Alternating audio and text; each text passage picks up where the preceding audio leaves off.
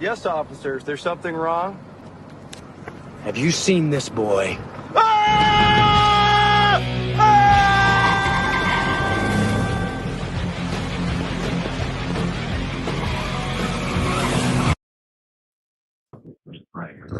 Oh, geez. That's pretty Pete? good, homie. What's up, Pete? Pretty damn good. Oh, shit.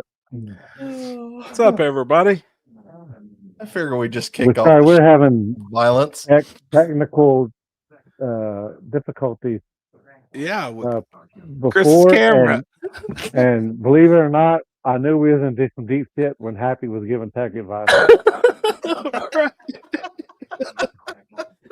Yeah, he even said it. He's like, we're in deep shit if Happy's giving tech support tonight. But we got Chris all squared away. We're good to go now. A couple minutes late, but we're all right. Yep. Good to go. And we got a full house. What's up, everybody? Yeah. Ryan, Stank, What's up, players? South Central, Dan, what's up, buddy? Patrick. I Got know. everybody. Yep. So what else? Yeah. You still going to Florida? I think Chris is. Yep. I think I'm done for a while with Florida. Finally. Yep, I leave Friday. You fly out Friday? Yeah. Good deal. Yeah. Yeah, I think our race ain't going to happen here. I mean, Weather. by some miracle or whatever, racing God Really? signed down on us and shit. Yeah. That don't look good at all. Hurting them That's all the way into next week. Homie, it's been raining here in Kentucky ever since I got home from Florida. And I think it's supposed to rain. Well, when Sarah got home earlier, I was like, man, the yard looks like a freaking lake. And she said, it's supposed to rain all the way up until next Tuesday here. Same. Like a solid week of rain. Yeah, 10-day forecast of rain. Damn. Yeah, today wasn't. So today it was supposed to be like 100% chance of rain today, and it didn't even rain. It rained like half a day today. So like, hopefully that's it'll keep it south, but it was definitely quite a bit. But now it's warming up. We just actually walked in the door from supper, and I got straight on here. And I bet outside right now it's probably 65 degrees. Like, it feels good. It's supposed to be 75, almost 80 Friday, but rain again. You know, it's supposed to rain. Mid-80s here all week. Jeez. Well, Sunday, Monday, Tuesday, yeah, it was 85, something like that today. Wow. And we had a cold front, believe it or not. Jeez. You know what's crazy? I seen somewhere in Texas yesterday, they were showing across the United States swing on temperature. And it was yesterday or day before, somewhere in Texas was 103 and somewhere in Alaska was negative whatever. It was 173 degree difference in the United States from South Texas. It was like down by Laredo or something. It was like real south. And somewhere in Alaska, 173 degree difference in temperature. I was like, that's pretty incredible. You know what I mean? Like, and when you look at it, it's a good ways apart, but it ain't that far. Like, you can get in a car and drive it in a day. 173 degrees is crazy. Yeah. It's like, man, that's wild. That time we left the pad and went from New Orleans and went to Austin. Yeah. I swear to God, it was probably 173 degree difference between there. I would have felt it like it. Right. Luckily, Joseph was there. He goes, I'll film. I was like, you go there, brother. After fucking Steve did his burnout, man, I said, y'all might as well just give that guy the money. Yeah. I'll just have the car and watch it. Yep. Dozed off, and then by the time they were all done, I said, who won, Steve? All right, told you. All right. Got 2 inches of snow and ice. Damn, really? Let's say we fitting to tie one on tonight, or what are you thinking? I don't know. I guess we can. If you want to tie one on, I guess we can. What? No. What are we tying on? I don't know, but I mean, I got some rope. Whatever we got. I mean, whatever. I'm down. We've had 2 fires already here in Colorado. Damn, no kidding. Been a bad year for fires. What's up, Ernie? That's our West Coast boy there. He loves Waffle House. Loves Waffle House. Y'all get him all the Waffle House just Gift certificates. everything you can find. He loves Waffle House. Can't be mad about that. Waffle House is good. Ernie, we need to get out in your side of the country and see you soon, man. I like to get back I out need there. some of them. I need to get out there and get some of them flay tails. Flay tails. I already know what I'm talking about. You're definitely not tying one on. Uh-oh, Mama's watching. So if it looks like I'm sipping on water, it may be a little Patron. Maybe. After the week I've had last week, man, I could probably use a drink. Boy, we had a rough, just a lot of work, a lot of unforeseen issues that popped up, and seemed like all we did was work, which, I mean, that's what we're there to do. And we had a lot. We just had a lot of little issues that took a lot of time to fix. Ernie said the tails are ready. Oh shit! Damn. Fucking don't hit me, man. Damn it. That's a hell of a fucking plane trip, but Damn. That sounds good. Ernie Carson rather eat gum off the sidewalk than eat Waffle House. I don't know about that. Alex, what you doing? As little as nothing? Yep. We got a big mess on this part that we're doing, so I did a bunch of rework on it. I hurried up and got my stuff done. you missed early out. We were at Happy was giving him tech advice on there before we started in the green room. Yeah. Got him cleared up, though. We couldn't even see Chris. When Happy was telling him what to do and shit, I'm like, oh, fuck. My internet probably didn't know what to do. Since I was We're already gone in the for so ditch long. and we ain't even started. Oh, shit. What's that? How was men's group last night? It was good, man. It's always good. It's always. Last night was a little different than normal. We were in. If you've been, we were in our small groups. More time than we have been. Jason only spoke about 10 minutes, and the whole rest of the night we were in our small groups having discussions amongst ourselves. So it was good. It was a little different than what we're used to. We're used to somebody standing up there and talking for a while, but yeah, it was good. Alex, did you see the intro video? Oh yeah. To this, yeah. I saw it. Did you see it tonight? Yeah. That was pretty good, man. Chris done pretty good on that one. Well, good. He is, isn't he, Robert? I told him too when we was in the green room. I was like, damn, homie, you look good, man. All cleaned up, head's all slick, and shit, the beard looks good. Like, damn, man, my boy's looking all right over there. Cleaned up. Pretty damn good. Play it again. I missed it. It's pretty good. All right, Chris, cue that one up one time. Let's watch it one more time. All right.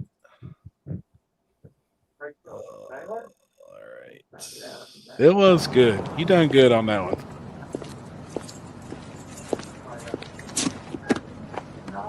Yes, officers. There's something wrong?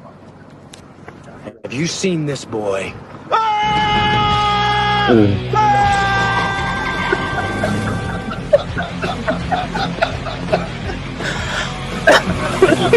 Oh Oh shit, man. That's funny.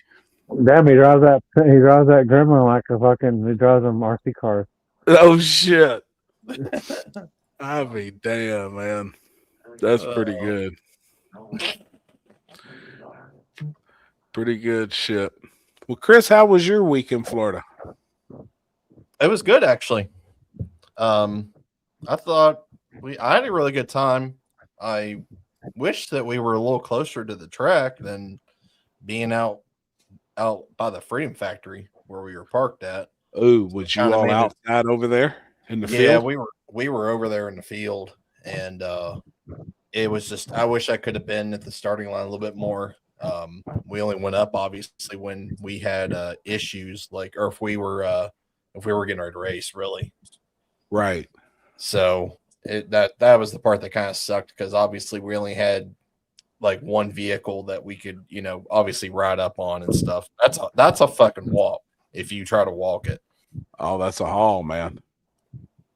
Oh, that's But, a good haul. So, would they not let you all park in the grounds with the class that you were in, or did they say it was full? Or I don't know. I'm not really sure how. I don't know if they like predict, or if they like set up parking beforehand, or what it is. Probably. But man, I we would could have got think- you all in by us because there was a spot by us across from us. Yeah, I don't really know. I mean, both the rigs were there. I mean, they were on property already, obviously, but I don't know how that works. Gotcha. But I mean, it was peaceful. I mean, it was nice just because there wasn't really a whole lot of I guess a lot of foot traffic, other than just your racers and your crew and stuff like that. I mean, that was the only good thing about it, but it was a haul to get up there and then want to get back, and obviously, and we didn't really get to watch a whole lot of the racing. Just watch cars, the big end and stuff like that. That was really it. Yeah. Well, even this was the closest we've ever been to the starting line where we parked. We were only about maybe 7 or 8 spots from the asphalt. Mm-hmm. So like we were really close. We had a really good spot, and we had a huge spread. Like we could get all of our rental cars and stuff even in our pits this time, which made it really, really nice. We had our own kind of area, but like while we were working on the car and stuff, it was really busy. Like, just, which is good. Yeah, I mean, it's good. And then sometimes, like when you're laying underneath the car trying to drill the crank bolts out, you got guys, hey, what's wrong with it? Like, you don't have a lot of time to sit there and talk to everybody while we're working. But like you said, it was peaceful over there for you guys. It was pretty busy for us. We always had, 4 or 5, 6 people hanging out in the tent and stuff.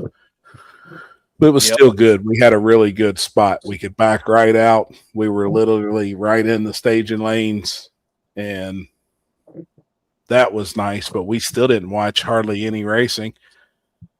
And then final day, Brian's like, the side of my rig, the side of my toter has a really big TV that pulls out, and we could like put the race on the TV. So while we're all sitting here in the pits, we could be watching it. And I was like, oh, that's cool. That it's the semis, that we've been here for a week, and we just now figured out we got 2 hours left. We figured out we got a TV. Like I've got Flow. We could put my password in, and we could be sitting here watching it on the side of your rig. Yeah. Like, that would be kind of nice though, because then you could keep up with the race. Because sometimes you can't hear. You're right. I had it on my phone because I had a secret link, I guess you would say, as you would call it. And a little pirated version. Yeah, and so I watched some of it like through my phone, and our pit was a little bit across from Billy's, so like the Starlink's over there. So the service was kind of because of obviously being so far away, but it worked, Right. Yeah, I wish I would have known you guys were that far out, but now that I think about it, I've never seen you all in the pits, and we drove the pits all the time every pass we made, I would make the full circle, around, and I never did know where you guys was, honestly. Yeah. Yeah. We came over and hung out with you there for a little bit that one day. I think it was Friday. And we came over to get our armbands and passes and stuff like that to be on the starting line and stuff. Let me shut this heater off. It's loud. Oh, it's just a long week. Like, man, I'm still wore out. So walk us through what exactly happened with obviously I talked to you I talked to you on Tuesday and you said it's a mess. You were still at the shop working on the car, and because you originally were going to come on, and then that obviously didn't happen because you guys were busy. So Tuesday, we flew in. I think we got to Florida. Well, our flight got delayed. We supposed to have been there at like 4:30. We wound up touching down Tuesday at like 6:30. So then from the airport to the track, that's roughly an hour and 10 minutes or so. As soon as we get to the track, we instantly got the car up on jacks and was just looking it over because we hadn't had the car in our possession. It had been at Brian Tooley's in his house, and me, Jason, and Brad went out there last Friday and done some welding on the car that needed to be done, and then they were going to button the car up, load it, get it to Florida. So Brian gets there, gets the pro awning and everything up, which was awesome. We didn't have to deal with none of that stuff. The car was setting out. We get it up on jacks, and there's a piece of tape on the dry sump tank, no oil. So we put fresh oil in it, and the first thing we did is put a drill on the oil pump and prime it. So we turn the dash on. We make sure that it has oil pressure. Well, and about that time, I hear oil dripping, and I'm like, and where's this oil coming from? So I look in the belly pan, and the belly pan is plumb full. And I look at the firewall, and there's oil everywhere. It was going up the firewall and running back down. Well, that car has got a ton of electronics, tubing, the turbos are back at the firewall, everything. So we realized we had a mess. Long story short, there's underneath the intake on an LS engine, there's an intake galley cover, a big square cover that your oil pressure sensor goes in. The bolts around it, the plate, the bolts kind of threaded into the plate. So when they got them tight in the plate, they quit. Well, they wasn't tight in the block. So the plate wasn't tight against the block. The bolts were tight in the plate, but not the block. So it wasn't pulled down flush. So we had to take the entire top of the engine off, every bit of it. Well, then when we took the intake off, that intake has O-rings. Well, all the O-rings were destroyed. So then we're on the phone. At this time, it's like 9:00 at night, Tuesday. We're trying to find O-rings. Well, Jack Stan Jimmy, luckily, he's like, I don't know how I got 7 because a set of O-rings is 8. He was like, I don't know how I got 7, but I got 7 brand new ones here in a bag. If y'all come to my house, you're more than welcome. So then we left the track, went to Jack Stan Jimmy's. Well, he was out there working on that Lieutenant Dan car when we got there. So we sat there with him, as he worked on it, hung out with Jack Stan for a while. Well, then went back to the track and we got everything glued and just snugged it down so that in the morning we could finish tightening it up, put the new O-rings in and put it back together. So Wednesday, we worked all morning until our test session come up. Right before test session got up, we got the car done. First hit on the car, it breaks every bolt in the flex plate going into the crankshaft. So the instant we get it back to the pits, we're pulling the transmission, the torque converter, the drive shaft. We got to pull the complete running gear out and get us to the back of the engine, to the flex plate. Well, if you've ever put those bolts in the crank, they're hardened ARP bolts. And to drill them, you got to have some badass drill bits. I think we went through 29 drill bits getting out 6 bolts. We laid underneath that car for 6 hours. So we missed all of our test passes. On Wednesday, we made one hit Wednesday morning and it broke. Well, luckily, one of the injectors wasn't firing and it broke at half track. If the car would have made a full pass to the 8th mile, it would have burned up. So we found that issue and we fixed it. And then we got all the new bolts in it. We had to go to Ace Racing Engines, which was about an hour and a half away from the track, pick up new LS flex plate bolts, come back. They were too long, so we had to shorten every bolt, rethread them. We had to rethread the crank. Luckily, our flex plate wasn't tore up, put it all back together. So we worked until midnight on Wednesday. Never made a second pass. Thursday, they're like, all right, well, this is all you're going to get. You're going to get 2 passes, and we're rolling into Friday. And then Friday, we were out of pass. We only got 1 shakedown on Thursday, and then we got 1 on Friday, and we went right into E1. Because of the weather. Because of the weather. They sped the whole program up, and they didn't give True 10.5 2 test hits on Thursday, only 1. So we kind of went into this race. We thought we were ahead of the game and was getting there early and going to get some testing in and some qualifying hits.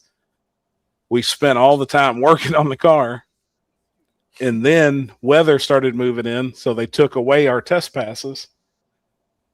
But, hey, we beat the Stewed first round, which was good for us. He didn't make a great pass, but we did – we did outrun the Stewed, and then second round on Saturday, we had to race Ryan Martin, and we thought he would turn his car down, and we guessed that he would go like 415. So we put a tune-up in the car where we could run a teen or a little faster, 12 or so. It's what we were trying to go for. And we lost the tire, and Ryan Martin did exactly what we thought he was going to do. He went 415. So he did exactly what we thought, and we actually had the car to outrun him on that pass if it would have made a complete pass, and we lost the tire. But we're brand new on those liners. See, we'd only made 2 passes on the brand new liner setup, so we're still trying to learn that. So it was really difficult for us trying to compete with a brand new car that we have never legitimately tested. We were showing up to events and trying to race without testing it. But I still think to do what we did, we went 194 mile an hour, and it shows that we've got the horsepower, to go 4.0s. We know that's what we need to go. So now that the Winter Series is over, cars coming to the shop, we can really look over it, do what needs to be done, and now we can go test it. Yeah. And be prepared for some other stuff. We'll be prepared for King of the South. We'll be prepared for, we're going to put it on radials. Oh, you got a video? I sure do. Actually, I have a video too from the starting line that I took when I was standing up there too. But Aaron just sent me this. No audio. No audio. No. I have no audio on my end either. No. Hold on, I got one with audio. I'll text it to you. There's no audio. That was our 3rd time running the Stewed. First time was at Yellow Belly and Charlie Brown, and they beat us. And then we ran the Stewed last month at U.S. Street Nationals. First round, and he beat us. And this was our 3rd time racing the Stewed. And I was like, man, hopefully the old saying works. 3rd time's a charm. And, we got in the paint with him. We pulled this one off. His car, though, you could hear it sounded like it had a dead cylinder. on Yeah. that path. And he didn't run as good as he normally does. So from mine, it sounds like it was dead on at least a cylinder from probably like 200 feet. Yeah. Here, I'll actually pull my video up. Hang on, because you can hear it. And then like all of a sudden, you just sounds like it just gained it sounds like it was just on nitrous basically after that. Probably was. And Yeah. it just like it just came on like crazy. Yeah. One of them two I text you has video. I don't remember which one. Here we go. Here's mine. Let me pull this up. Here's the one. Man, I love going against guys like that. Like, Dude, I was watching it at work. Well, Aaron sent me it at work, and I was screaming at the top of my lungs. Boom! Everybody's like, "What's going on in there?" I said, "Don't worry about it." we partied a little bit on the starting line. That's big. Anytime you beat a guy like that, like, Yeah. I mean, that's big.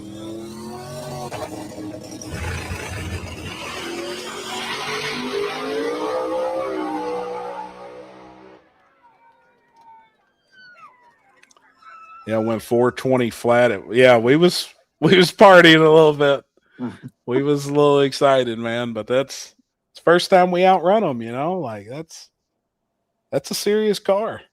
Car's won a lot of big events, won a lot of money, and I don't take nothing from Brandon and them. They got a good, solid team, man. They put the work in. Brandon, he's not a poor bot or a company man or they hustle, man, and work. They wrench on that thing. They're trying to go faster. We knew we were going to have our hands full.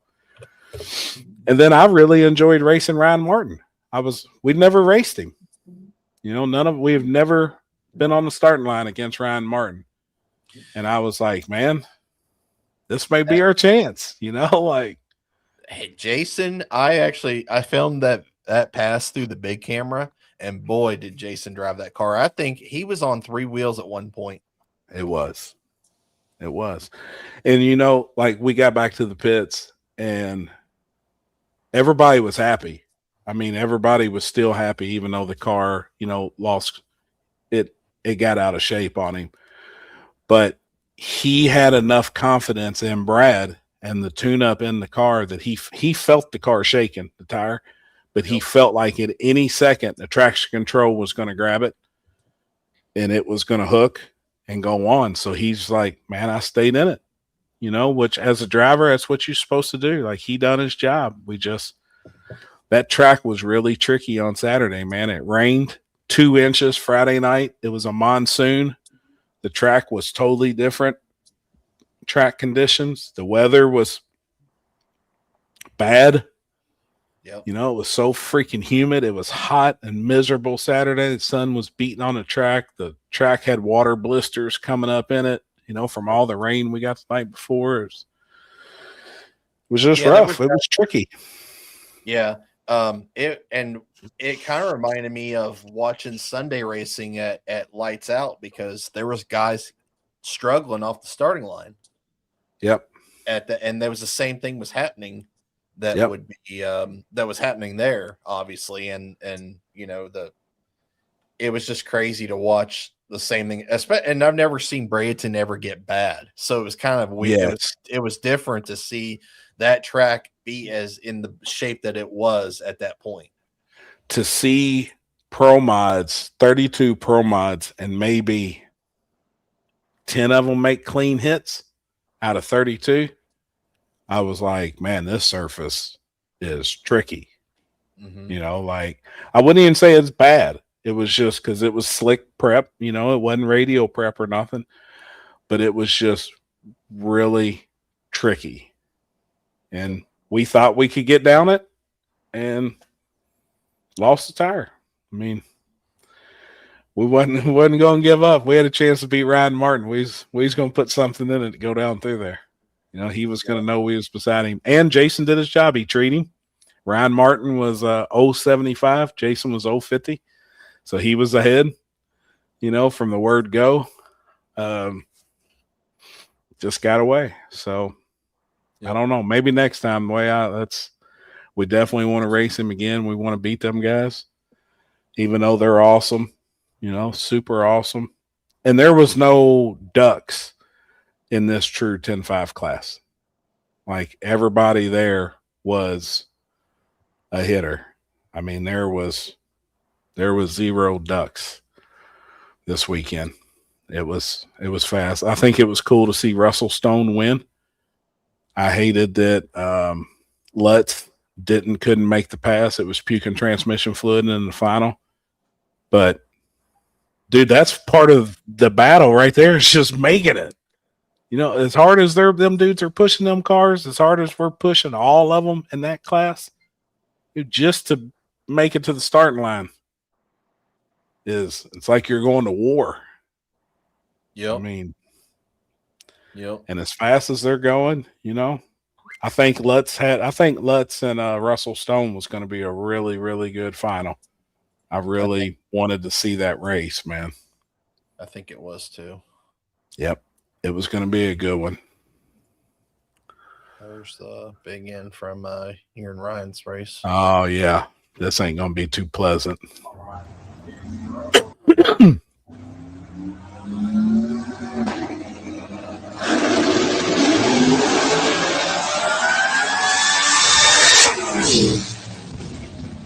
Yeah, Jay was a little loose over there. We told him from the starting line we could see the pecker extender. I was like, homie, that thing's got to be pretty sideways for us to see the front bumper. Yeah. It kind of made me pucker up for a second. I did say, oh, shit, pretty loud. Yeah. Oh, here we go. What's up, T-Bone? Driver. What do you think of those announcer comments they was making? I didn't hear it. Well, Chris, I do know what he's talking about.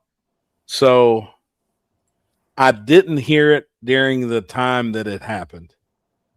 Okay. But then when we watch the replay and the final, they both do their burnout and they shut Lutz off, the track officials. So there's 20 people around Russell Stone's car. And the announcer saying, well, there's 640,000 people on the starting line telling him what to do. They all look confused. And Russell Stone shut his car off. So he says he has to take the starting line beam under his own power to win the event.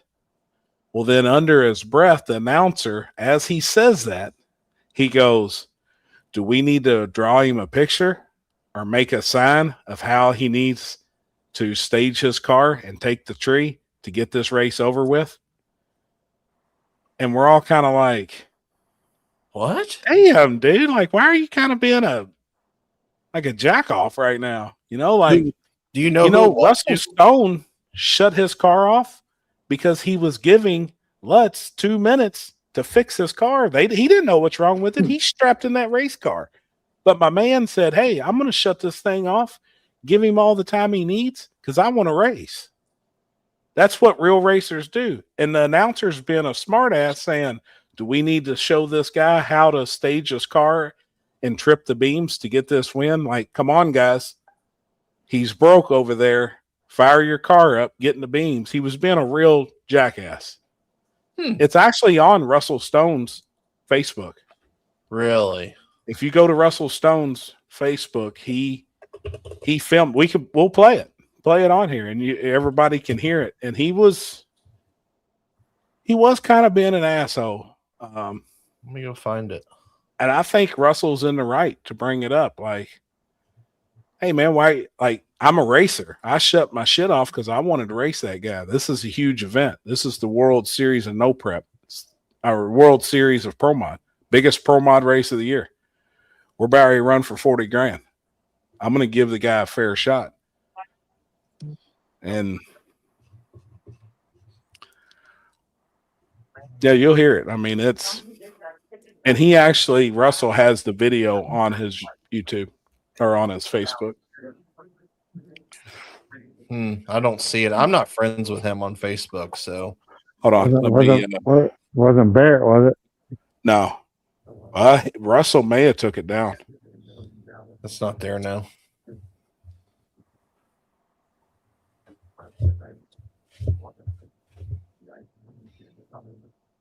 job, and he wasn't too shabby behind the wheel either.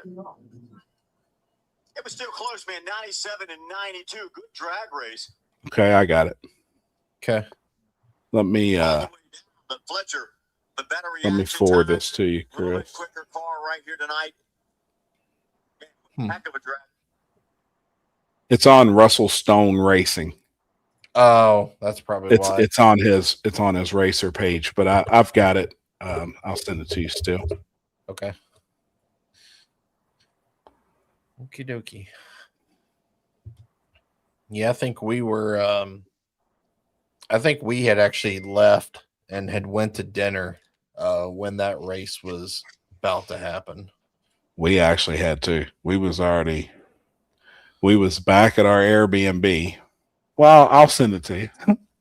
I'll let you see what we were doing. Oh boy.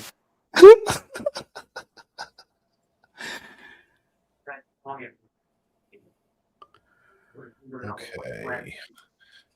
That's a good part to start at.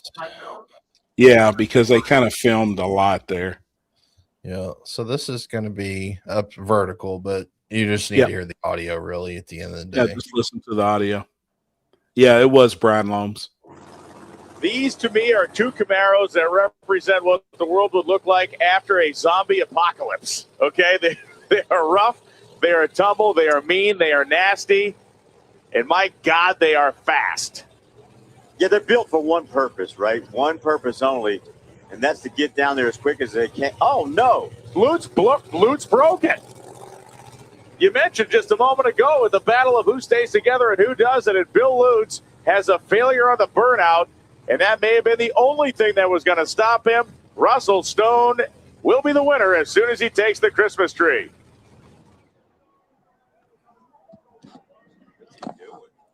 And because there is 64.7 thousand people down there yelling things around, Stone shut the car off because he doesn't know what's going on.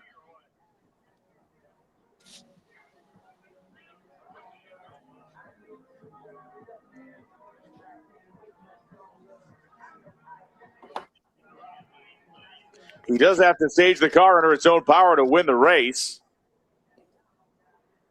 Now they got the door open. Someone want to make a sign and hold it up for him? I'm not sure exactly what the confusion is here, but we can really walk him through it.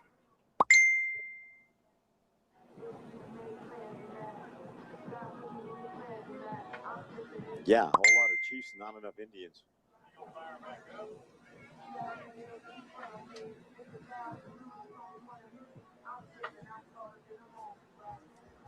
It's like Nick McCallum down there feeding some fuel into the blower. It's just kind of being a smart ass. It is Nick McCallum You know what I down mean? there Like- feeding some fuel into the blower. Little uncalled for. Rubber but tractor on the right hand That's- side that's of the the race. difference between just all out track announcer versus somebody that, Yeah. that does it all. yeah, I mean, anybody, a racer would say somebody break on the burnout yeah, at least 2 minutes. right, Sometimes it's right, 5. right. And you know, when it's for 40 grand and it's the World Series of Pro Mods, there Yeah, may I'd give be a that little, mofo however long lenience. he wanted.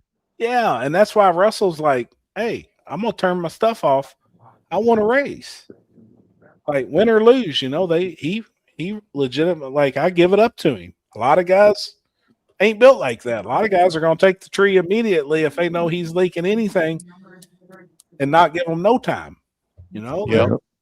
and I don't blame the guys that want to race like that either. I'm not saying it's wrong or nothing, but I'm saying karma, you know, May come back to bite you one day. may come back to bite you. So race how you want to be treated.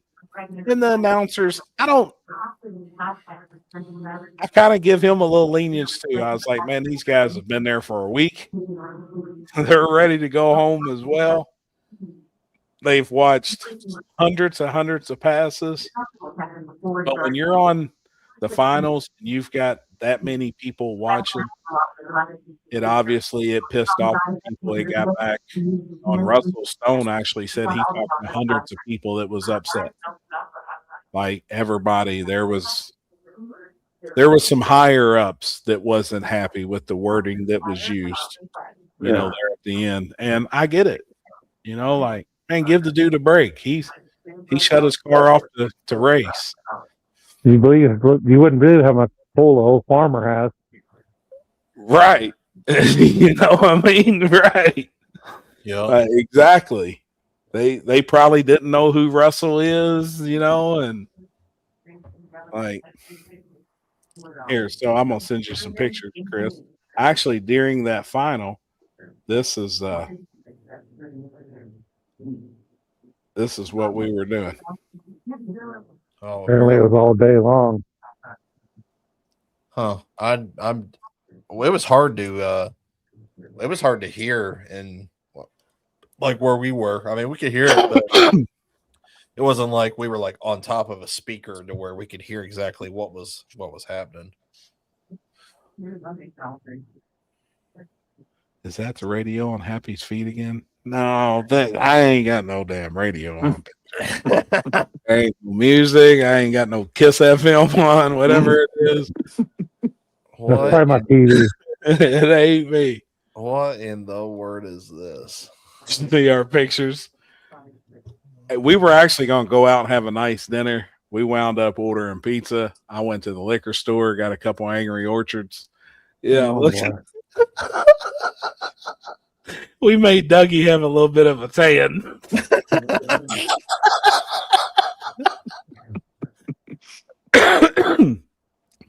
Look at the other one of all of us in the hot tub. Did it come through? Yeah, there's the real picture of Dougie. We made him have a little bit of a tan, man. But look, even Brixton had an Angry Orchard bottle. Oh my god!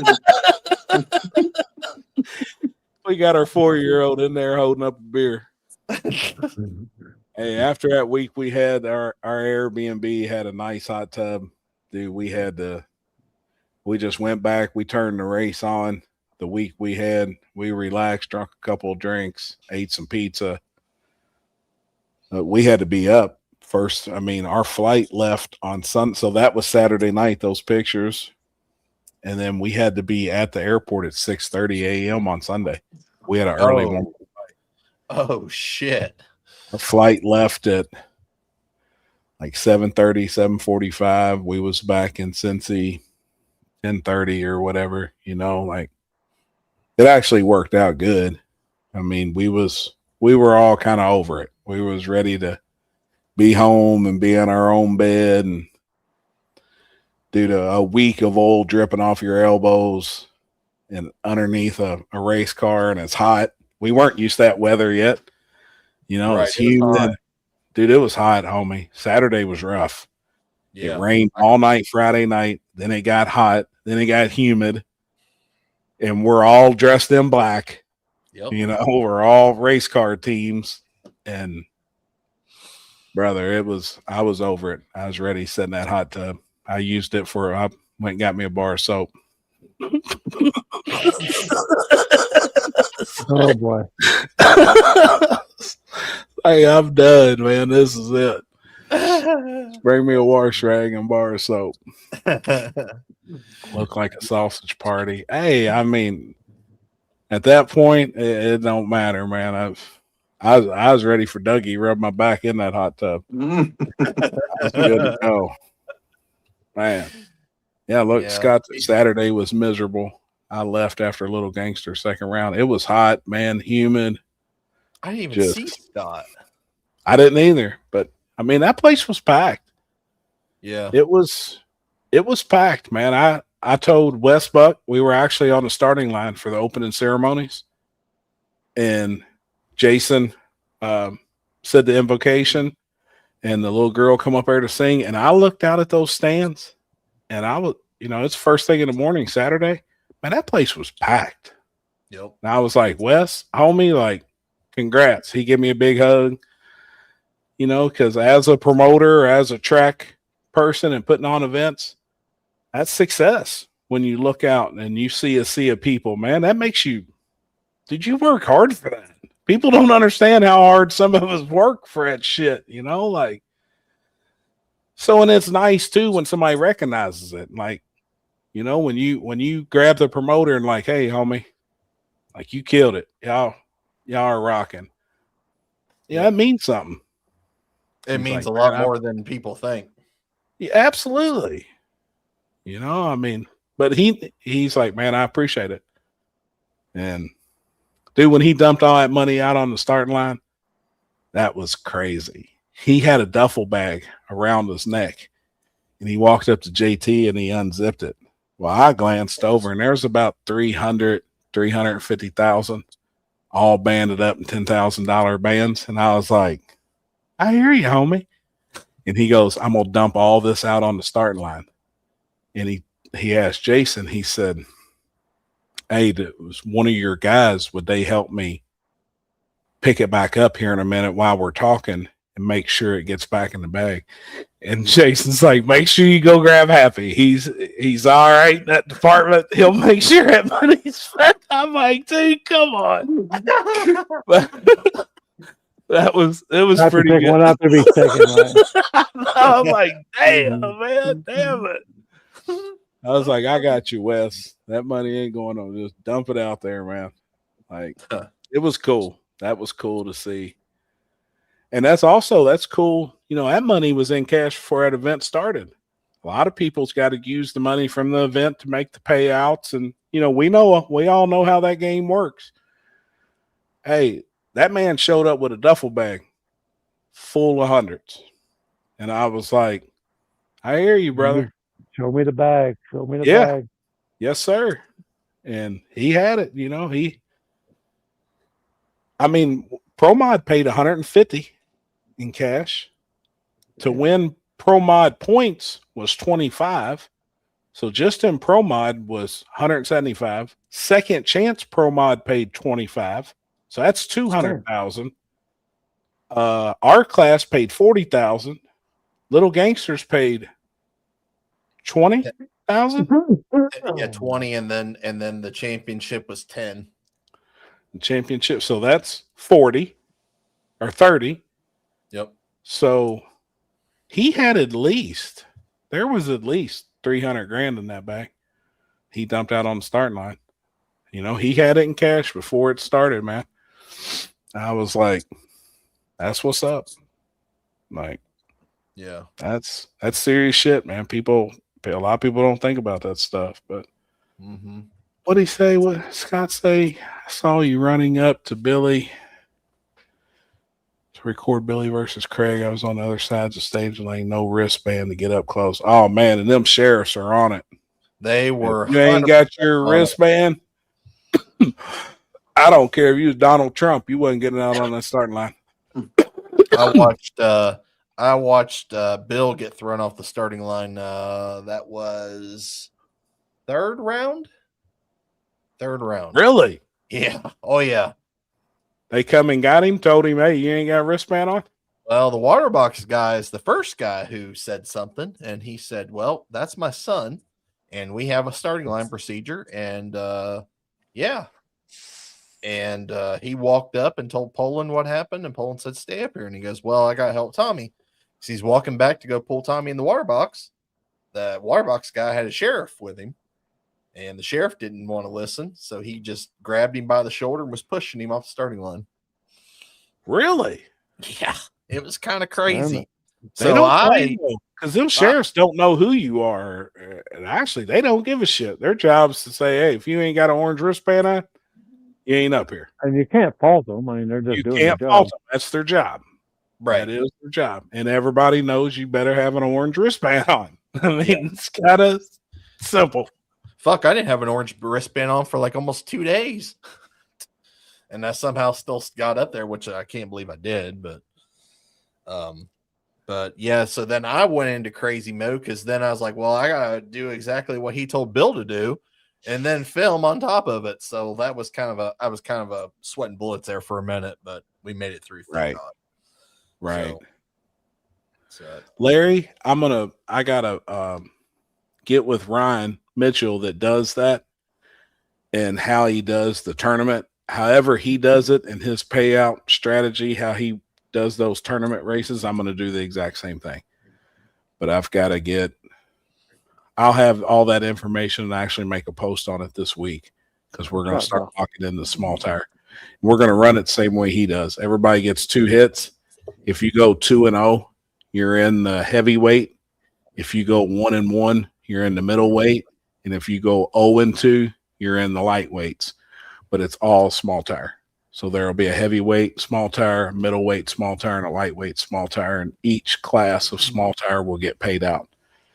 I'm going to do it identical to how Ryan does it. So I think it's $200 a car. I think he takes 32 cars. That's $6,400. And then it gets divided. That 6,400 will get divided up into heavyweight, middleweight, lightweight, and it gives everybody 2 hits before. A lot of guys were complaining. They travel, they get to the race, they get put out first round, and they're loading up and going home. And the way Ryan actually has done the last couple of small tire events there, everybody was really happy, and he had a really big turnout. So we was like, hey, I'm just filling in for Ryan Mitchell for this event. So you're paying $10,000 heavyweight. Sounds good, man. Just Larry Houck Race Cars needs to sponsor that other portion. That sounds like a sponsorship to me. Sounds like a deal. I will make that big check, brother. But no, however he does it, that's how we're going to do it. If I can gather up some local sponsorship from around the 304 area, we'll add that as well. I'm really excited to go there. It's actually my first time. I haven't even seen the track, but man, I've seen pictures of that place up on top of that mountain. I'm ready. Man, it looks beautiful. And everybody keeps saying, wait till you see the view. Wait till you see the view. It's beautiful. I think Larry's raced there, though. I think. Wasn't you at one of those tournament style races, Larry? Yeah, and it was us in the finals. It was the one that Billy was in the finals. Yeah. Did Billy win that, or did Larry win that? Larry, that's when Larry hurt the motor. Did his burnout, and he broke backing up. Do you know how the pay structure works for that, Chris? Do you know what he takes and puts with like heavyweight, middleweight, lightweight? Yeah, I mean it's different. It's obviously swifter amounts as it goes. So obviously the higher amount goes here, the higher amount goes to the middle class, and the lower amount goes to the lightweight. So right. I mean, I think it all depends on how many cars you have. Sure. So where you split it up 3 ways basically. Sure. Is kind of how you take that top amount with the sponsorship money if you have any, and then you just divide it amongst 3. Then that way it's all split all the way around. Gotcha. Yep. Blue Goose, I'm with you. I actually seen your comment today on my post. Seen that Blue Goose Racing that you were going to try and make it. So yeah, I'm looking forward to it too. Vanilla Gorilla 50, 30, 20. Hey, that actually don't sound too bad. Yep. That's what we'll do, and it'll be, whatever it is, it'll make sense. Mm-hmm. It'll definitely make sense. I kind of like it though. I'm looking forward to trying it. I see both sides. I'm still that small tire kind of gangster dude that if there's 32 cars, you show up, you better have your shit right. Come off the trailer, and if you lose, you lose. You load up, and you go home. I mean, we street raced for 20 years. That's the way it works. Like, I get it. But then I also get, in this time of day, you spend a few hundred getting there. You get your family there. You spend 200 entering. You may want to make one a pass more than once. You may want to go down the track at least twice before you get put out. And the guys kind of see value in it. And like, man, at least I'm getting a couple passes. That's worth going and trying. And I may do good in lightweight. Maybe get a couple $100 back or get some of my money back. So I kind of see we're just in a funky spot right now on some of these events, and just got to make it the best for everybody. Yep, I agree. I mean, just trying something. It did well already, so like you can't say that it won't. Obviously, there was. I almost think that there was 40. I think there was 41 cars there. That's killer for small tire right now. Dude, that's insane, and that's that's people be jumping through hoops for that right now. That's huge. There's so many of these events getting 12 to 10 to 14 or so small tires, which still, that's a damn good race. You know, like that's still a damn good race. And I mean, we've been fortunate in previous years to have a lot of cars at some of the events. We've been very, very fortunate, because then I look at some races that, I mean, there's only 4, may get 4 small tires. You know, we're just in a funk. I honestly think this is going to be a really good year. I think people are really starting to see the divide and where they really fit in at certain events. And I think guys are like, obviously I can't go to the Winter Series and compete in small tire, you know, in true 10.5. I know that I need to be staying to these front side no preps. I need to travel and hit these. I think there's a divide also where the guys was like, I got to stay on backside or airports or really rough, coarser, slower surfaces. And I think we're going to have a really good year. Happy, remember talking about splitting the drivers up this exact way? Absolutely. Absolutely. I was hard-headed then too. I was like, no, man, I don't give a shit. Like, you better show up and have your shit ready. You want to run small tire, you better be a gangster and have some, you know, have some nuts on you. But now I'm getting a little softer, Billy. Getting a little softer as we get older.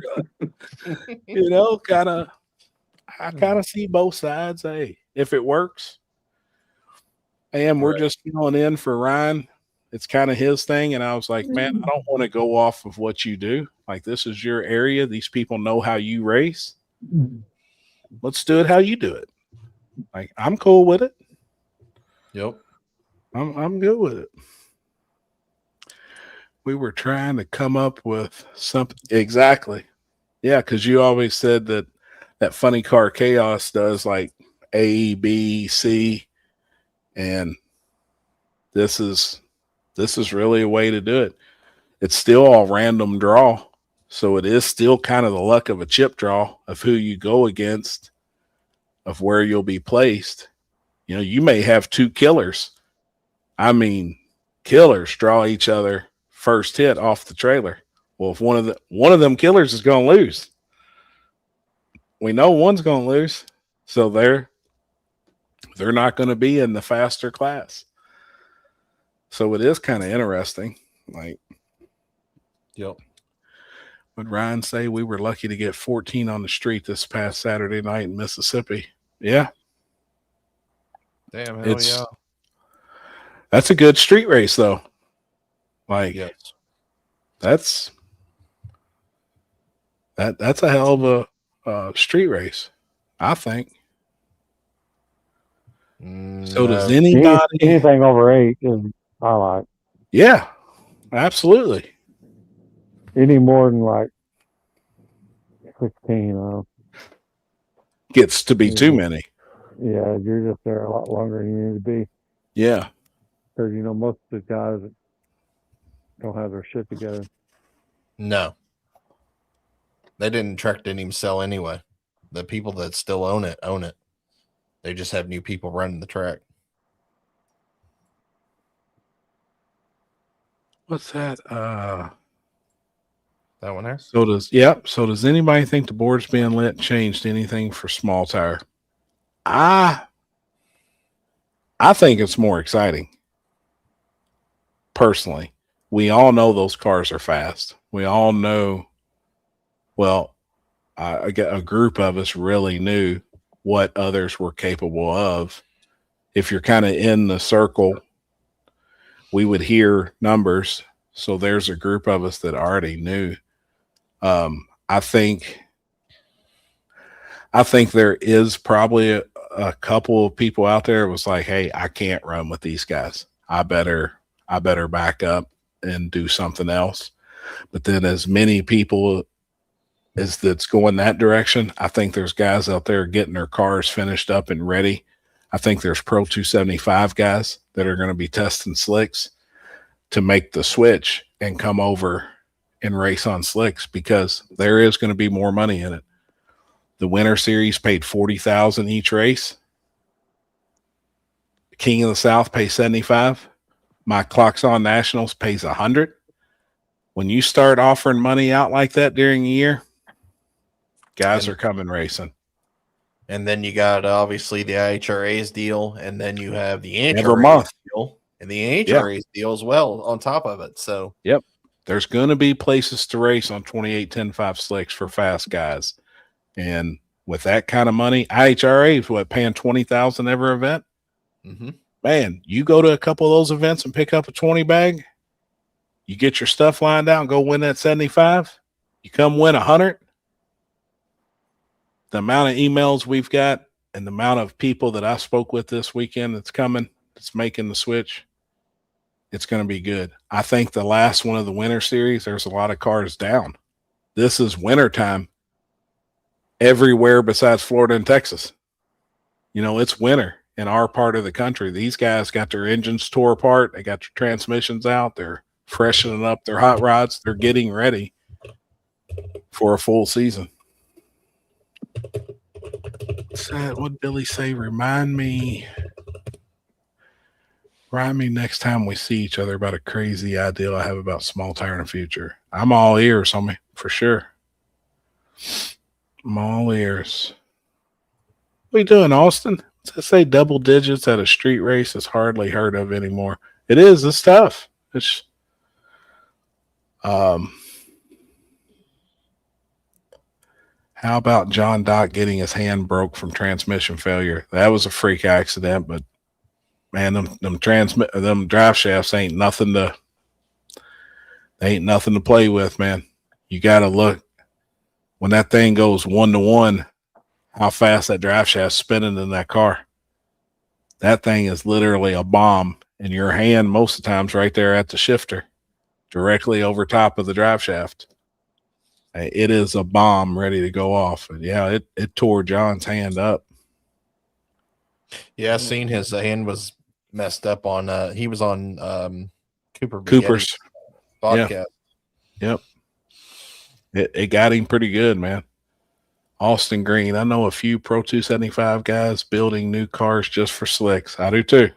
I've spoke to a few. A few's reached out. Hey man, you serious about that $100,000 race? Yeah.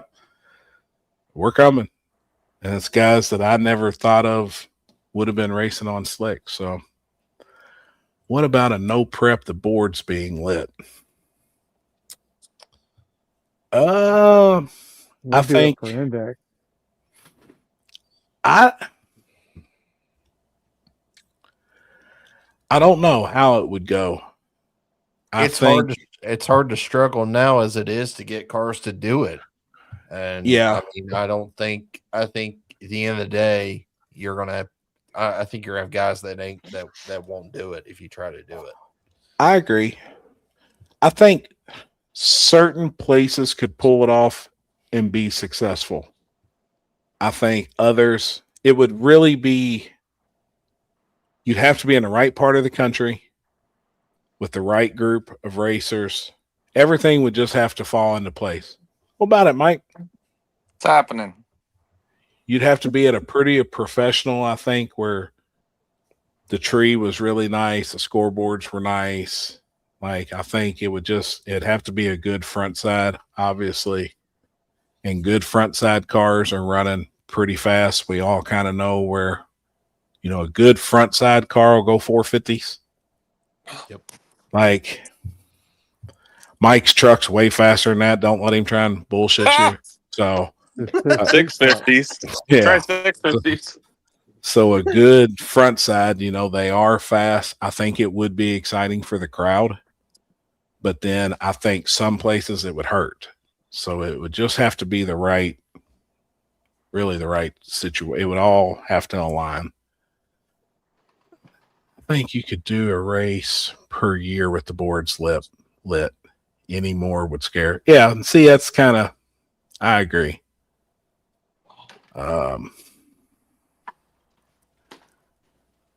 Everyone is forgetting that the actual show is that no prep. Is bringing in. Yep.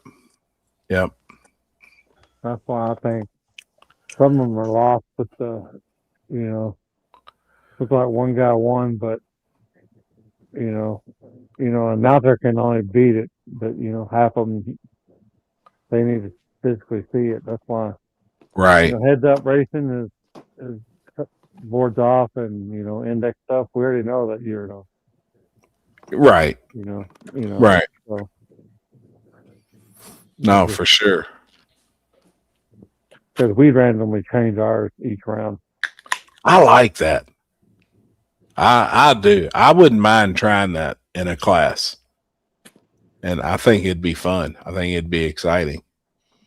Don't get it too far, but 3 or 4 tent split, and it could be just random anywhere in there. And I think that's 4 or 5 tents, half second's a pretty long time. I think that'd be fun. Hell of a challenge. That's the thing. That would be the fun part, I think, as a driver. I think it would be fun to actually race in it, to try and tune for that and change your setup, to run 570 one pass and 610 another pass. Right. Like that's pretty cool shit. Yep. Mike, how many Angry Orchards are you on? This is my first. I actually passed out on the couch here and woke up and I was like, oh, fuck, I meant to come on and say hi to you guys. So, I'm on. Tailed his ass. Maxwell tailed and put the tail tune in it. Oh, yeah. Maxwell drug his bag across your forehead. Yeah, probably. He's looking a little too happy over there. No wonder he's fucking asleep with his hand on his fucking balls. Oh, man. What time do you guys start? 8:30? What time is it now? 9:30? No. 9:40? You missed out. You missed out, dude. Chris was having glory difficulties and stuff. And Chris was what, at the glory hole? And in the green room before we started, he was having his shit with Glory, and Happy was giving tech support.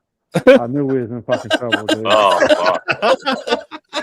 I got him cleared up. Oh, he was a little rough. We couldn't see him. It was like he was filming with an iPhone or something. It was, Oh, easy. It was like I smoked weed with an iPhone. It was bad. He had to reset his intro net, and he's good and queer now. Oh, did you see the? You bring it up again, Chris. Oh, check out the intro video. Oh, boy. That should be good. God. Chris, you know how to operate it? There you go. Oh, no. Yes, officer. If there's something wrong. Have you seen this boy?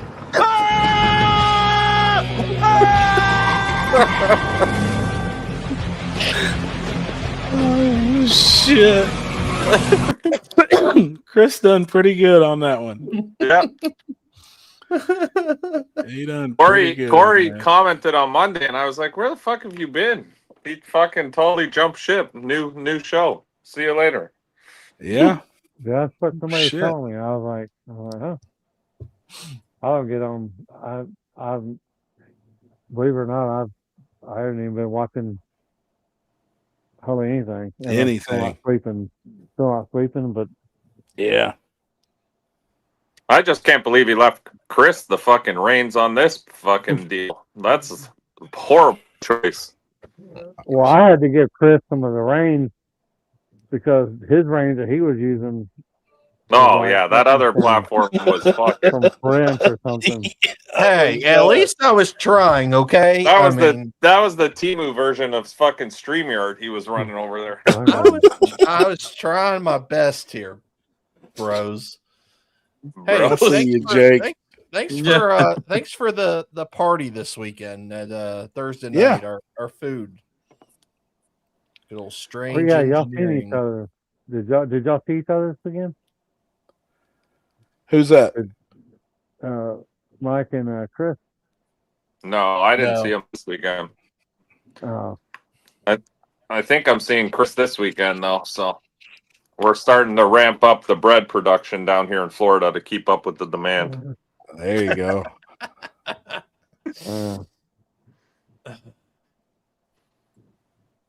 Uh-oh. Think that's what it is? I tell you what, I think Corey really did get the Digger Dial fee taken down. Damn it. Oh fuck. What the fuck happened? Digger I died? don't know. I thought they don't let him. Why? Is it, or is he the reason why they don't allow him? That was, I know that I mean, I honestly just thought that was a bullshit rumor that somebody started. Like, I'm just fucking fishing here. I don't even know. Right. I don't believe We it. don't know. We don't know, but One thing happened to me at Digger Dive. You got a lot of people that cry on the internet for a free live feed, and then somebody breaks in your car and eats your fucking Christmas tree cake. Steals all your, yeah, there's a bunch of thieves at Digger Die that take your Get on here, Jake. Christmas tree cakes. Come on, Jake. I'll send you an invite right now. You get on. You know you got nothing else to do. You know what Jake's gonna do?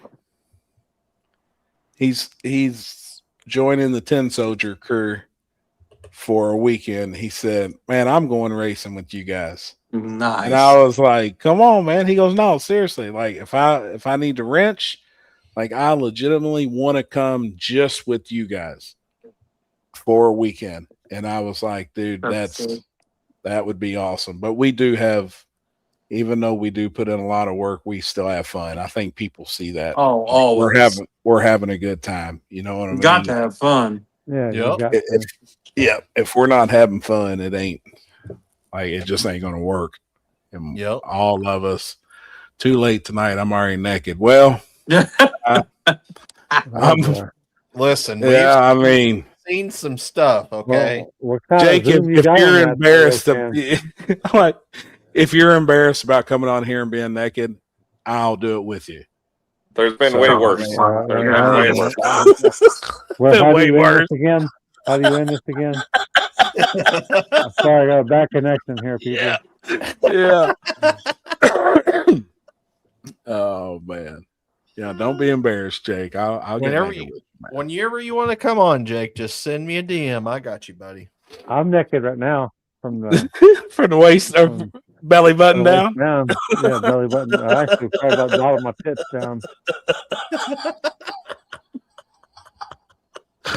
Oh, I shit. gained all this water weight and a fucking Kool-Aid pitcher. Damn it, man. Patrick, I'm going racing this weekend. Where are you headed? I think if that's Patrick Swayze, I think he's coming down here. Oh, awesome. He's making the trip. That's awesome, man.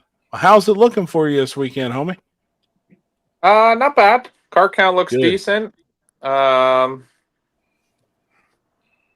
looks good. I mean, good. The weather's always good. You know, you were just here, so there isn't anywhere better to be in the country for nice weather than here right now. So I do agree, man. Yeah, we're just ironing out the last fucking little bits, doing all the lock-in lists and everything else, filling up everything. So we got badass trophies. We got all the merch came in. Everything's coming together, so it should be a good weekend. Awesome, man. That's awesome. There it is right there. Yes, sir. Third one. I think Kyle That's sent awesome. the boys down from 1320, so we'll see them. I don't know what we're doing for recreational stuff yet. Yeah. The track opened up for Friday test and tune, which I wasn't a huge fan of, but it's not my track, so And now a lot of everybody's allowed to test.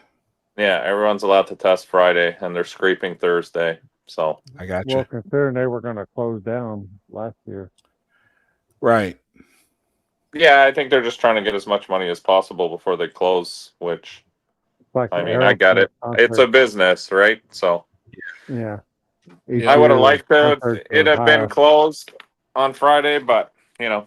What did you say about Earthmas? Right. Hey, babe. Would you fix me a water, please? Mike is allowing testing for 12. Yes. All our brackets. We got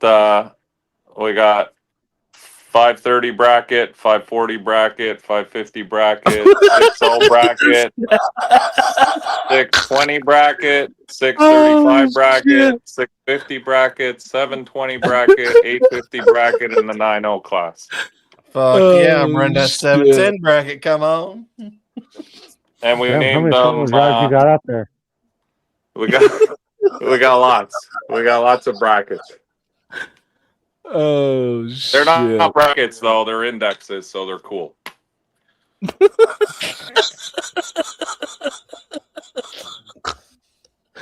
So don't compare the two because they're not even similar. Nowhere close. Nowhere close. Oh shit, man! That's good. But on all of the indexes, Yes. I mean it's you guys will be going off a tree and scoreboard and. Yes, out of all my 34 indexes we're run. Actually, no, we're gonna use no scoreboard. We're not gonna use we'll use Pro Tree 400, no scoreboard, so no one knows what the fuck's going on. And then for all of them. yes, for all of them. Oh, cool. So you get a wind light. Yeah, just win lights. Yeah, that's cool. No, I'm kidding. 650. No. The only index we have is the Sandbagger class, the 650 index, and we put on the boards because nobody fucking understands. Like, I understand the concept of leaving the scoreboards off, but I also don't because we've been doing 650 now. Like the Sandbagger class has been with us since day one. It was originally invented for slow people that just wanted to race. Yeah. Yep. But we tried it doing it with no scoreboards on, but nobody fucking understands what's happening. And that's also a little bit of a gripe I have with the stuff at Bradenton. Like we tried to watch some of it, but you don't know what the fuck is going on. Right. You see a card, you're like, oh yeah, he's got him. He won. And then they're like, oh, the other lane. And you're like, what do you mean the other lane? It doesn't even make sense. I still remember we were at Yellow Belly that one year, and they were running that shit, and Tuck was all like, "Hey, fucker!" And they're like, "That the motherfucker won. They're running the index," and he's like, "The fuck is that shit?" Right. Like, well, it is. It's very it is very confusing. I think the board should be on for that stuff because not only that, the one year I had people coming up with draggies and they're like, "I should have won. Look at my draggy," and it just turned into a fucking fuckery of. Yeah. And I'm like, we're having a great event.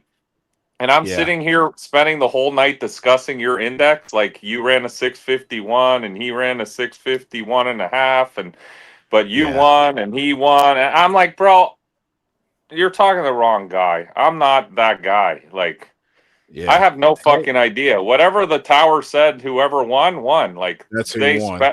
They specialize in bracket racing, so I'm sure they know what they're doing. But it just like now we just scoreboards on. There's no fucking dilemma. Everybody understands then why each person won. I don't have to explain anything to anybody. It runs way smoother. And I kind of wish they did that with that little gangster stuff because I think a lot of people are still confused from a spectator point of view. And it also gives more. I don't want to say that it gives more peace of mind to racers because I've talked to a few people who are like, dude, I don't know why I lost that round. I looked at my draggy and I didn't, they're going off of draggy things. And that's the problem, right? When you run stuff off of your draggy, it's not 100% accurate. Sure. So Thank you. It leaves that what if, or not that the tracks would ever do anything. Do you know what I'm kind of getting at, or no? I don't know how to say this without. Yeah. No, I do. Well, I was just getting ready to say you were talking about draggies. Well, like this weekend, obviously we run a draggy. Here, show Limpy in either car, and only if he'll smoke. One day was good, and then Saturday, the draggy was completely off. Oh my gosh! Yeah. She's huge now. Oh yeah. This product girl. Oh boy. She's eating the mic. Oh, kill. Dude, she's gorgeous. We got big. She has got big. That gray and tan on her. This freaking You still got puppy breath? just a little. It's about gone. What? Puppy breath. Get her. Oh my That's god. my baby, I man. love puppy breath. It's I do crazy too, how homie. She's gotten. That's my baby. Yeah, she's got big. I'll tell you who doesn't have puppy breath. Fucking Maxwell. His breath smells like you're fucking smelling his ass. That's like you're sleeping his balls are across the face. Fuck. When he sleeps in my face now, it smells like literally I spun him around and I've got my nose in his ass. Breath is horrible. And I give him those dental chew sticks to try to help. Oh yeah. You need to shove him up his ass. What you need to do? Yeah. No shit. Oh man. Chris, I'll do you tell know, what, can you... Sorry, go ahead. Right.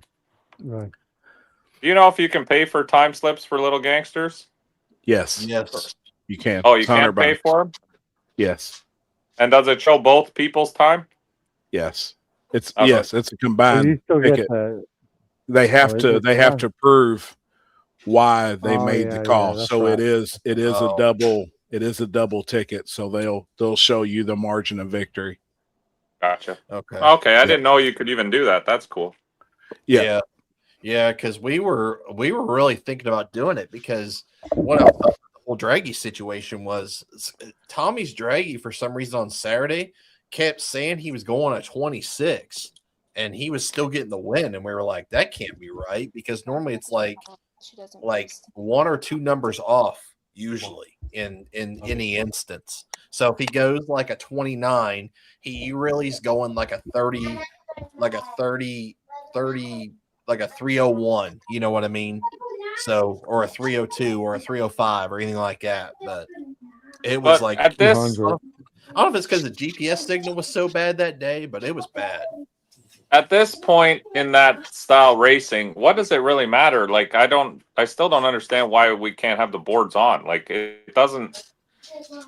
Everyone knows they're running 530s. It's not a secret.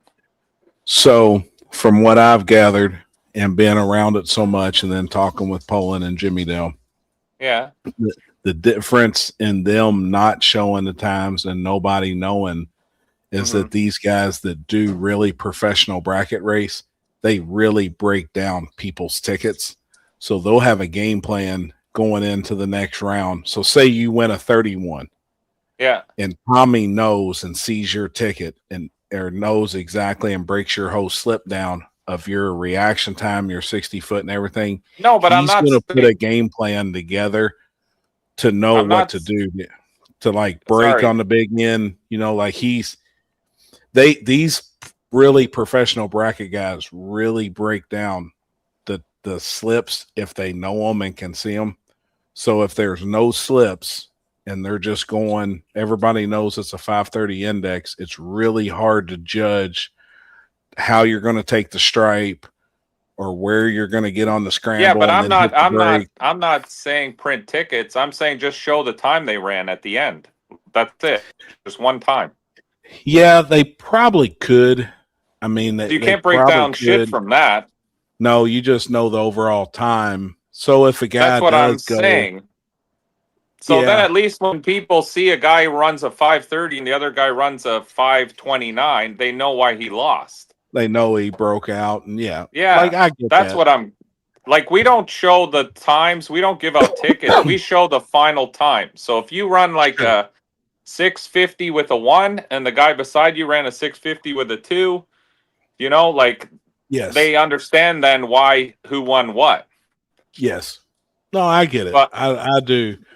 That's the part. Like I don't agree with printing tickets either. It would just be cool to see like the actual time they ran. Like if one guy ran a 535 and the other guy ran like a 534, you could see what the difference or Right. when one guy breaks out, you understand why. And I mean, didn't a bracket racer then- win that whole deal anyway this weekend? I mean, the shit's coming. They're not dumb. Yeah. Like I talked to all the bracket guys here at Immokalee. Yes. Trust me, when you start putting that kind of money up there, they're already their ears are fucking burning already. They are. I mean, And that but I think in their eyes, though, like in Jimmy Dale and Poland's eyes, with them not showing the times, they still don't think that real bracket dude has a clear advantage over another guy that can go 530 consistently. Well, Yeah, the but whole if deal you is talk- They don't get it know. up front and then play with what you got on the big end. So I mean, Yep. If- Just if by you- dumping it and breaking. Which I get, and we have there's guys, I've talked to a bunch of them now because they're staying here in Immokalee for the whole winter because they're doing like bracket races in between everything here. Yeah. So a lot of guys have left their trailers and stuff. And I was talking to the guy actually who won the $1 million bracket race. Yeah. And dude, those guys, it don't matter what the slip says. That guy can run 530 with a fucking 530 I know. every time and cut a light No. like nobody's business. He's gone before you even fucking thought about letting go of that button because that's what he Yep. does for a living. Dude, they're good. So if he decides, like he won our 650 class, Yeah. when he jumped in it, like Yeah. initially our 650 class was like entry level for people. But again, you put a little money up there. Now you got bracket guys who get interested in this. It's inevitable. Like you can postpone it all you want for now. When these bracket guys decide that they want to win that money, they're gonna come. They're gonna have that shit fucking dialed, and that'll be that. Yeah. I gotta agree with that because some of them guys that really do that, man, are really, really good and dialed in. I mean, they are good at what, but I like Tommy, man, he is really, really good at that class. Like he is. He's extremely good. But maybe Tommy's a good bracket racer, and he should start looking into bracket racing or index racing, whatever you want to call it. I call it the same thing, but I know there's differences to it. Sure. But there's a lot of index racing for huge money. Like, if that's what he wanted to do, then that's what I would concentrate on if he's really good at it. Yeah. Well, and that's what he is. I mean, ultimately, that car is incredibly hard to go 530 because he. Tommy's on here. He said, "I opened this shit up. I hear my name. What did I miss?" Hey, actually, me bragging on you, homie. I was actually just getting ready to say was obviously we know that obviously your car's not. It's hard for you to consistently go every round exactly the same way because obviously your starting line procedure, your bump, your deep stage, the way you deep stage, all that stuff all matters. How well you run to run that number. And I was just gonna say, yeah, but if you go out there, Chris, and you practice doing the same procedure like those guys do over and over, what they do, I watch them. They go to the starting line. They have the thing down to a fucking art that every single pass is the same pass, the same bump, the same everything. Like how they stage, the whole procedure to them is like it's just rinse and repeat. And it depends on the surface. It depends on the prep too. Sure. Because we have yes, it does. It does because obviously if you're going to bump, the surface of how well it's prepped is obviously going to dictate how well your car or truck actually bumps into the beams. If it's really sticky, it'll be shallow when you go to bump. It takes more bump to get in because but if you have it turned up enough, the speed, you can bump into the same position every time if you want. Yeah. Do you know what I'm saying? Yeah, I mean, you guys are making it sound like it can't be trainable. Well, I know this car Tommy here is the went reason to the that he's hitch. got a Hans device just because of the bump. Yeah, in my truck, I need to wear the Hans device for the bump. That's why I said that's why you got the Hans device is because you're Terry ratchets my head with a ratchet strap now to the seat behind me, so I don't hurt myself. I bet Tommy knows within an inch or two if he went deep, 2 inches deeper than he did the round before. Oh, he does. Oh, I'm sure he does. That's what I'm saying. I passed Allison one time. We crossed paths, And I said, man, that looked like a good pass. And she goes, well, I bet he's going to say something because he went in a little deep. And I'm just like, holy cow. Like, to us, it don't mean near as much. Like, we're No, just it doesn't, looking for a because it's second heads light up. to come on. It's Yeah. heads up racing. It doesn't matter. Deep, shallow. Who gives a fuck? You just let her eat and hold the scramble, the nitrous, all of it. And you put it all Yep. through there. To him, man, I bet, literally, It It's dictates consistency. yes. The light. It dictates Yes. the light in your. Well, she's on here now. Big index nerds.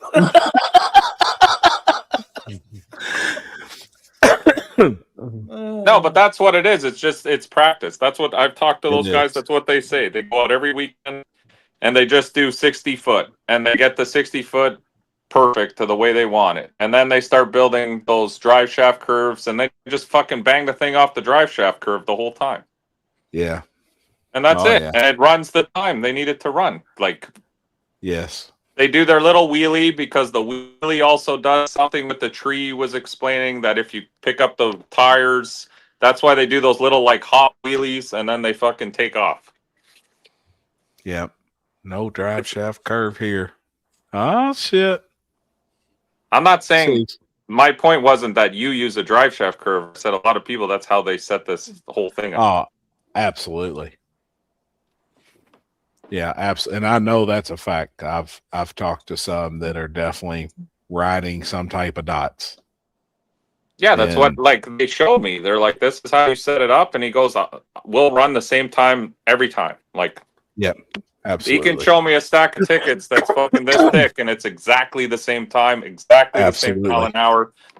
Yep. Reaction time, everything is within like fucking, it's crazy. It's like, I get the, if you're in that kind of sport, I get it.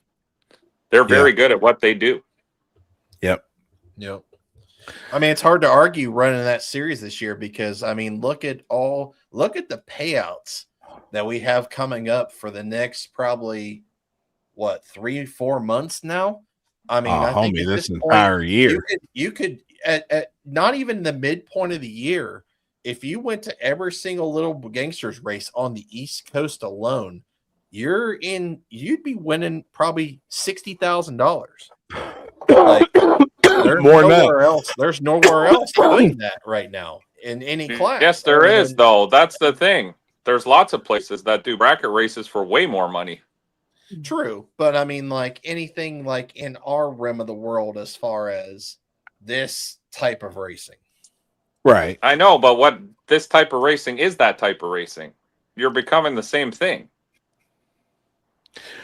As long as they keep the dragsters out and the big tire cars out and wheelie bars that goes 530s, it at least. Yeah, no, I still- agree. The reason they use the big tire obviously is consistency, right? Yeah. And it's, the dragsters. it's more forgiving. Like we have a big tire S10 in Mike's shop right now. That's a bracket guy. Yeah. Yeah. It's crazy when you actually talk to them and see the art behind it and how much testing they do and how many races they go to. Like they gave out probably a couple $100,000 just this winter at Immokalee and bracket stuff, like easily. Yeah. Yeah. No, it's serious shit. So if Tommy's good at it, I recommend he does it. There's a lot of money to be made out there if you're good at that stuff. I would actually like to see him take that car, small tire, radial, and go to, I hate to even say the word bracket, but like a big bracket, like the million, spend the it's $3,000 to enter that race. It's $3,000 entry fee. But like, that would be cool. But then, you're racing against 300 dragsters, also 500 big tire cars with wheelie bars. I think that small tire car on a radio would be at a disadvantage of something like that. Oh, probably. But it's called Gangsta, so it's different. I mean, I know they are doing something right, and something is very appealing because there was guys begging to get in the entire 100%. They've really. My goal is to win enough little gangster races to get back in the heads. I hear you, homie. Yep. Hey, you got, and I mean, that's like right now with the way the schedule looks like, there's plenty of them to hit, you know. So I would be interested this year because now the word has gotten out. I mean, it was kind of like a no prep thing. A lot of guys didn't really look at it, but now talking to the guys, a lot more eyes are on this now. it is. People talking in that side of the world about it. So it'll be interesting to see this year who goes. Like, I think you're going to start to see a lot more people you probably never seen before, but maybe the other side of the world knows them very well. Right. If that makes sense. Yeah. Especially when you got like $20,000-$30,000 races, those guys are willing to come for that. You know what I mean? Absolutely. No, and absolutely. I think all the no prep guys or the guys who are in it from the no prep world may at that point realize it's not as good as they thought it was. I agree. I do agree with that. They don't test like these guys do. They don't practice. They don't do this stuff. Yeah. It's hard to go from like small tire racing, true street racing to all of a sudden jumping into 530 and then jumping back out and going to doing something else. Like these guys religiously test for just that. Yeah. No, I agree. And I think that's why why Tommy wasn't bringing the Falcon to our race, because now it's all set up for this 530 thing, right? So it's hard for him now to jump back into heads up like no prep racing with it. I could be wrong, but that was kind of the feel I got from him when I was talking to him and Chris there. Sure. Well, they've been to Florida enough times the last couple of weeks too, a lot, obviously, and they're racing in Summer Nats, which is coming up here in 2 weeks. At Brayton as well, so that she can race, so that Alice can race her truck as well, so that she obviously has a place to race and has a class that she can fit in. But yeah, and he don't fit True Street. That's the other thing, obviously, with being on methanol. Oh, it's still on methanol. He never switched it. Yep. Oh yeah, that's true. Yep. So it's he's got some stuff in the works. He's gonna work on the car a little bit, and just never mind the car. He needs to work on that truck so I can spank that ass. Tell him that. Ooh. And tailgate. Yeah. Never mind the cars, the this, the that. Let's work on that truck.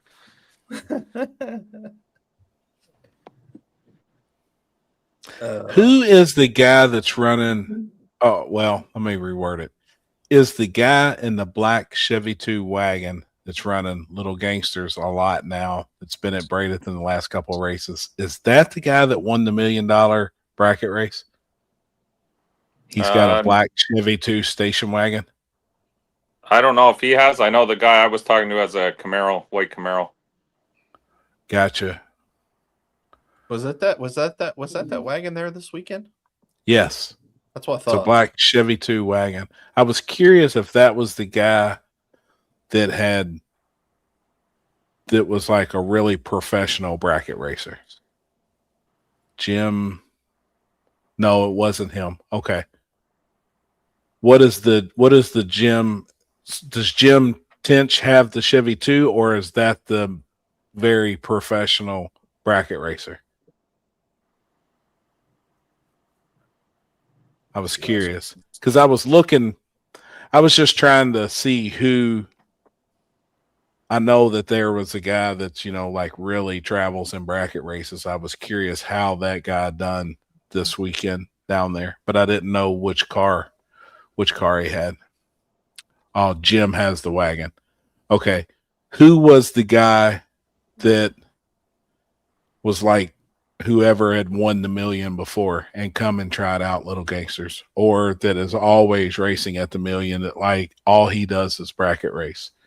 Do you all know who that guy is or what vehicle he has? Gage Birch won the $1 million. And they have both ran Little Gangsters. Gage drove El Toro. El Toro, Motion's car. So he was just a driver that won the $1 million, but not he's not racing Little Gangster in his car. Correct. I got you. He's just a hired gun for motion to drive the Mustang, to drive El Toro. Yeah, I think he's always, and I think he has ran El Toro in every single Load of Gangsters race until he crashed it, right? Yeah. Yep. Okay.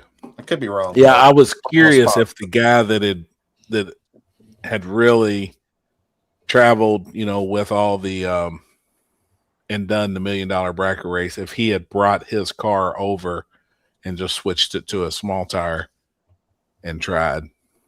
I didn't know. Didn't Tommy beat him in the finals at the first race? Yeah, I believe so. That's when they raced, wasn't it? Yes. And then they raced again at the Christmas tree race, and that's when he lost the tree. Yes. He technically won, but he lost the Christmas tree. That was a rule. Yeah. It's still a rule. And also to clear up as well, I seen 1 million people were saying, they didn't understand how the points situation happened this weekend and how many of the races, obviously counted points. Obviously, Tommy won the first race, the first Winter Series race. Yep. I can't remember how many rounds he went the second round, and then obviously he went into the semifinals of this round. There was only 3 races that was counting towards points. The Christmas tree race did not have anything to do with the winter points race. So the Christmas tree race was a solo race in itself. So he won. Obviously, he got money out of that, and that's all he got. The point series was through the first race, the U.S. Street, and then World Series of Pro Mod. So everything combined all together between those 3 races is what Snowbirds, yes, U.S. Street, World Series of Pro Mod. Yep. So it all went dictated by how many rounds you actually went, obviously. It did get down to the end there because obviously, if Chris lost in the finals, we were about to have a tie.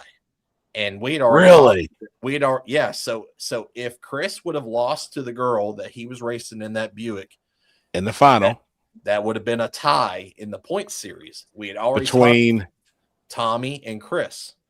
Would have tied for first place. Yep. And there was going to be a runoff if that did happen at the end of the night. It should have been a foot race.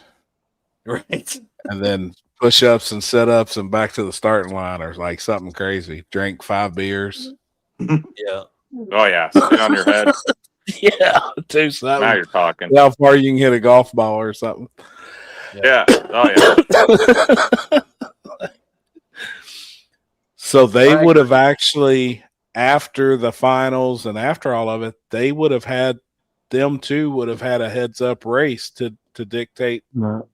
You out, homie? Yeah. All right, brother. Try and get some rest. Bottom one. Bottom one. Brother. Yeah, bottom one, Chris. Yeah, I believe so. You should be good. Love you, homie. Love y'all. Kill the whole right, feed, Lippy.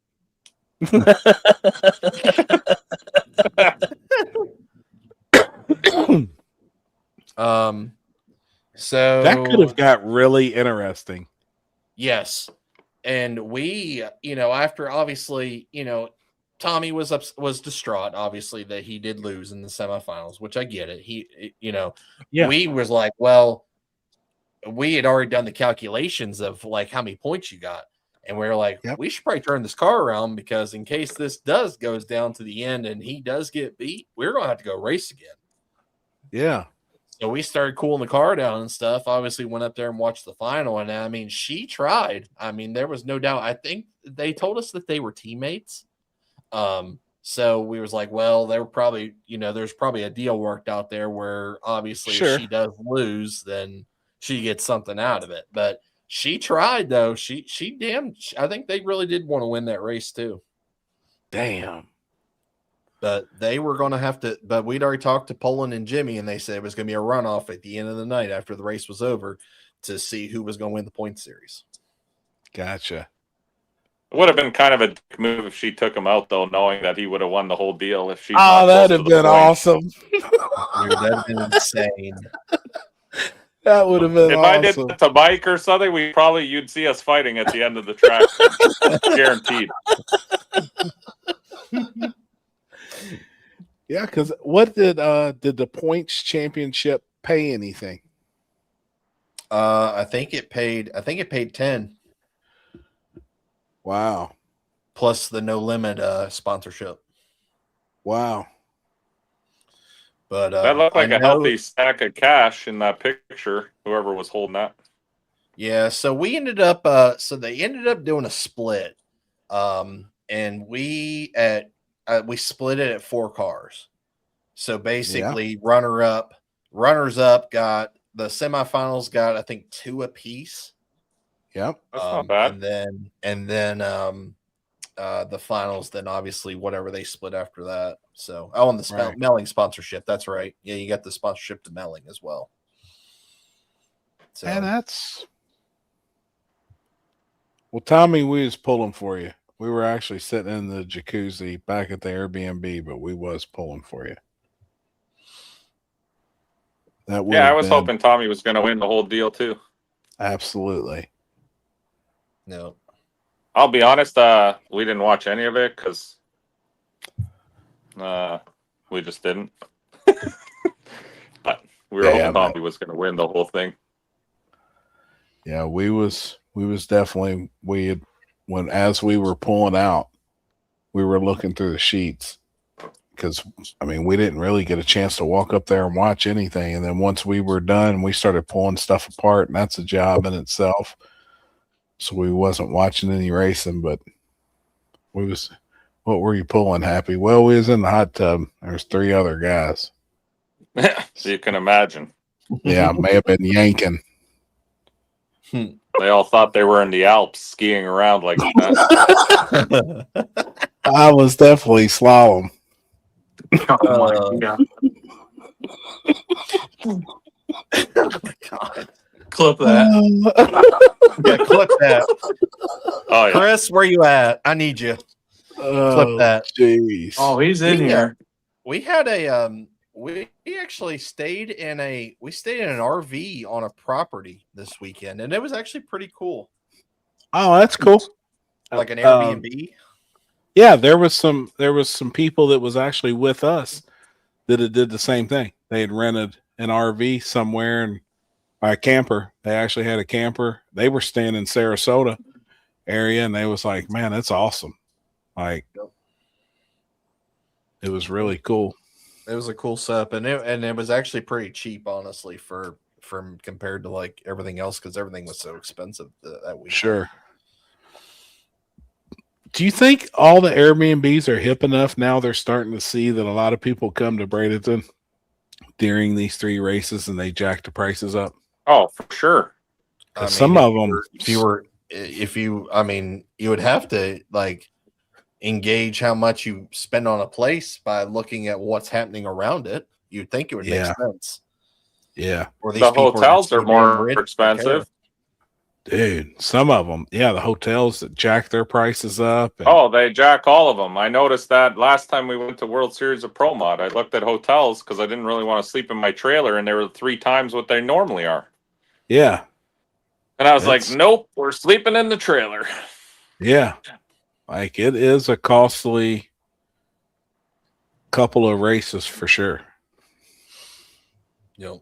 I think they're definitely hip to it for sure.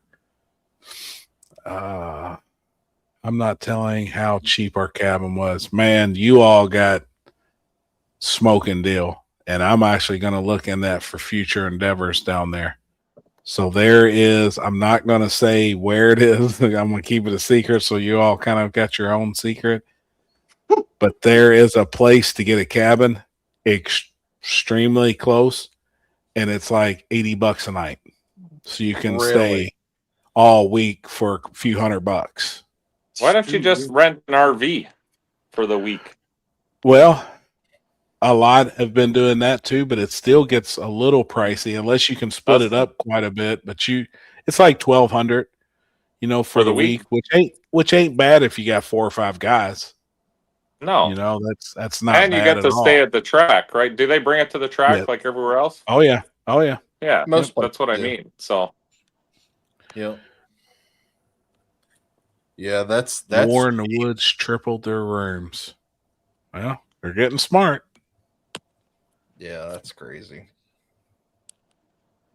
It's kind of a I don't dick move, though. Really. It is. It must be. It must be. And then we must be coming up on spring break too, because everything from this week or from last week to this week has doubled. Like even the flights have doubled. Yeah. Yeah, it's all spring break stuff. Yeah. That's what I figured. Because Everyone wants to be down here for spring break. I mean, that flight back home was. There must have been a volleyball like tournament in fucking Bradenton, because that fucking airline was plumb full of fucking volleyball players. Ours was Girls or full of dudes? baseball players. Oh, baseball players? Baseball. Our whole plane was plump. The guys got on holding their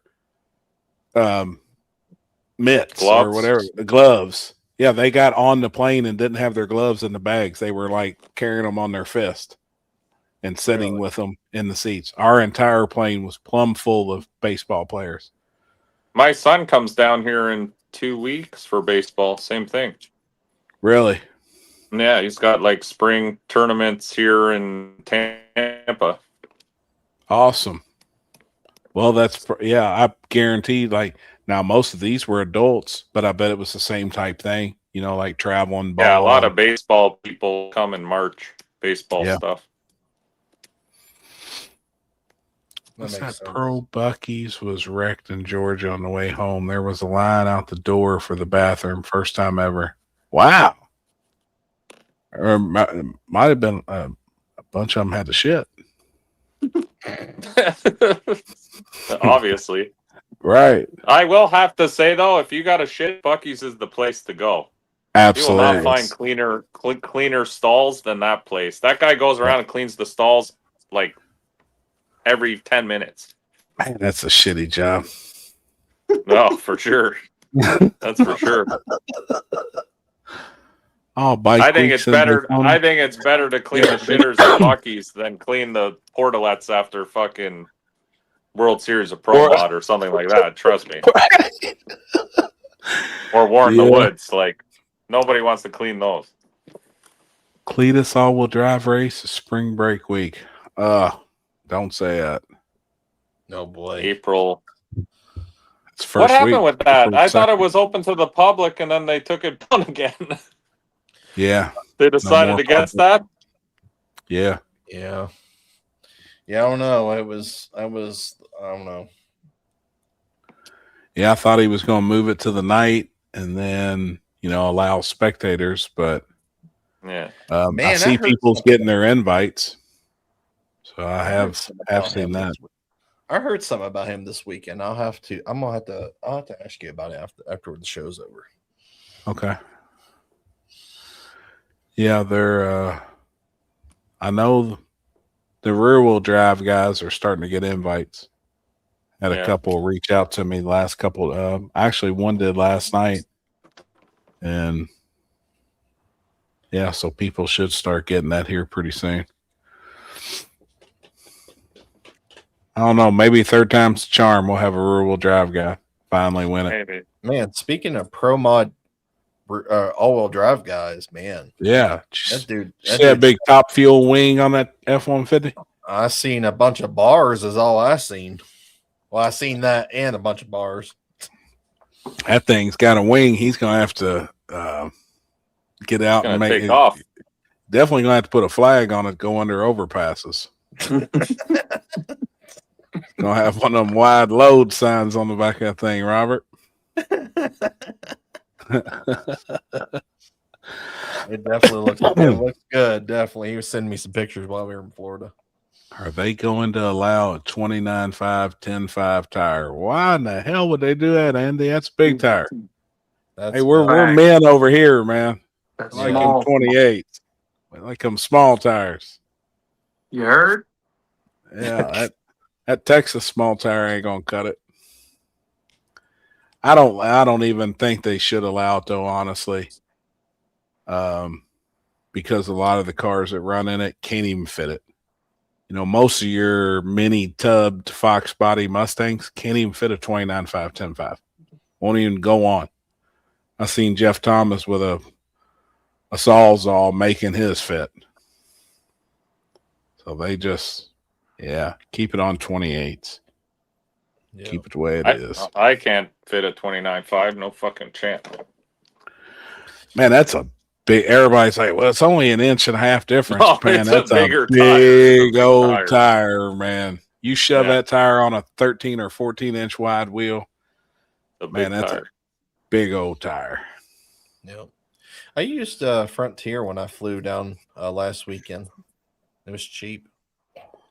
Chris, you find your flight yet? I'm still hoping for a glimmer of hope that the prices are going to go down. Well, the longer you wait, they're going to go up. What happens if the prices go up? But the problem, you know what's crazy though, is for me booking at 2:00 in the morning the day before I left. You got cheap. $289 to and from. Yeah. Damn. Yeah. I have seen that happen. I mean, I'm probably bad at that too, booking a flight at the last minute. But then we've got pretty lucky, and the prices actually drop with not having a full flight. Yeah, and it'll tell me when I have it set to where like it's watching right now. So like it'll tell me if like the prices are about to go up. So and so far it has not done that, and the prices have been the same that I told you the other day, yesterday. So Dude, our ride home, we flew Delta down Frontier on the way back. But this dude, I say he was built about like Mike. He was taller. He's probably 6'2", 6'3", good size, just a built dude.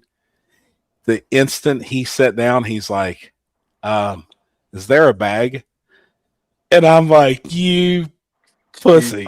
Well, then he's like, can I get a water? This dude was begging for his life on his way home. Time this has happened to you? Second time, but at least this guy was in front of me. The last time the chick directly sat beside me. And I'm like, bitch, if you puke on me, we're going to have a problem. Why, was hungover? Like, no, he was just like air sick or whatever. Like, oh, really? Fuck. I mean, thought he was like me, hungover.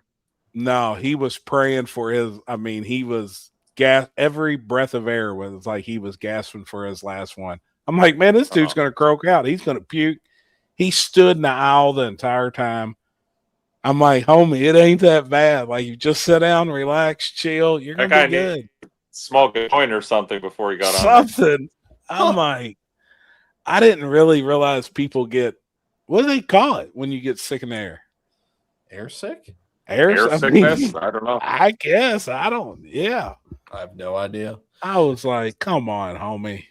Like, it ain't that bad. So my flight down was good.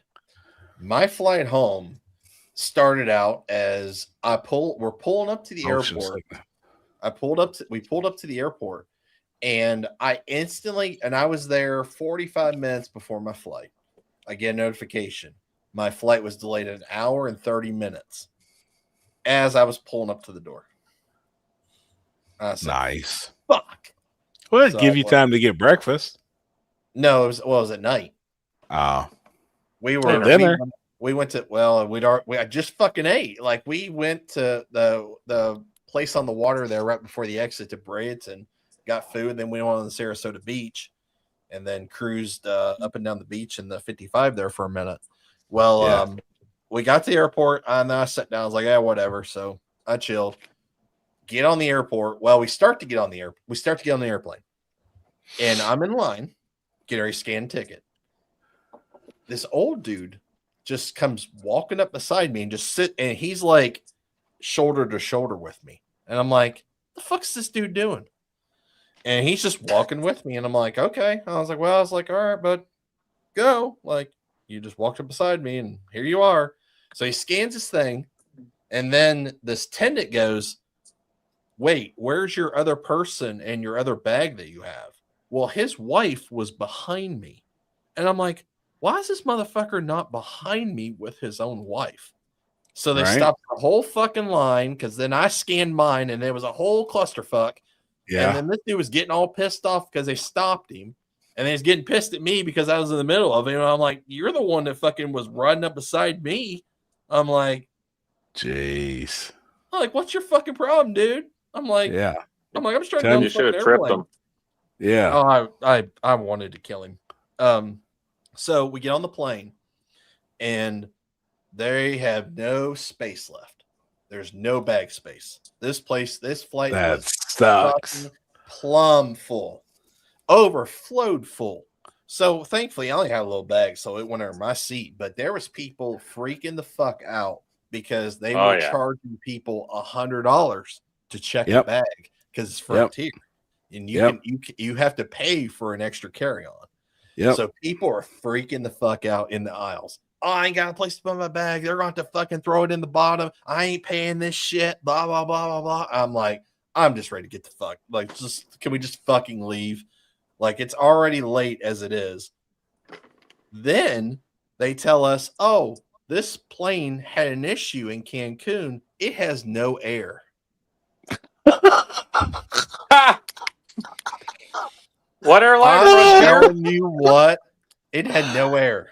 Oh, So that some bitch was like Satan. A sauna.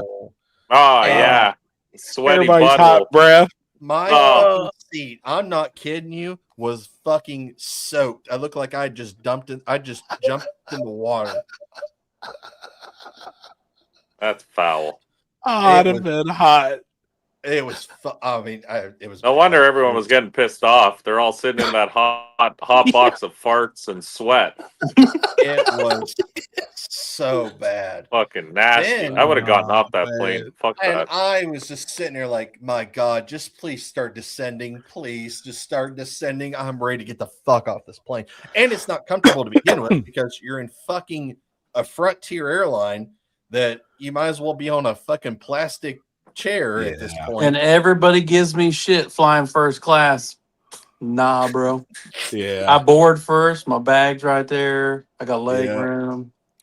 I get it. So we land. I'm like, thank the fucking Lord in heaven. I'm like, I'm ready to get the fuck off this plane. We get off the runway and we're getting ready to turn into the gate and we just stop. And we just sit there. And we just sit there. And we just sit there. And they're like, You should have cracked the service door. Get some air in that bitch. They said the gate people weren't ready for us. We gotta wait 15 minutes. I'm like, oh my God. Then we get up to the gate and they're like, oh, we gotta wait for a guy to come from the other end of the airport to come over and drive the bridge. So that was another 20 minutes. So by the time I got home, it was like 2:30 in the morning Monday. Damn it, man. Hey, did you say that you have a little bag? What? Did you say you travel with a little bag? Oh, yes, I did say that. That was. I've been hung up on that for a few minutes after listening about this whole hot boxing experience and everything. I did hear you say you had a little bag. The only thing that Happy was concentrated on that the whole time through the whole story.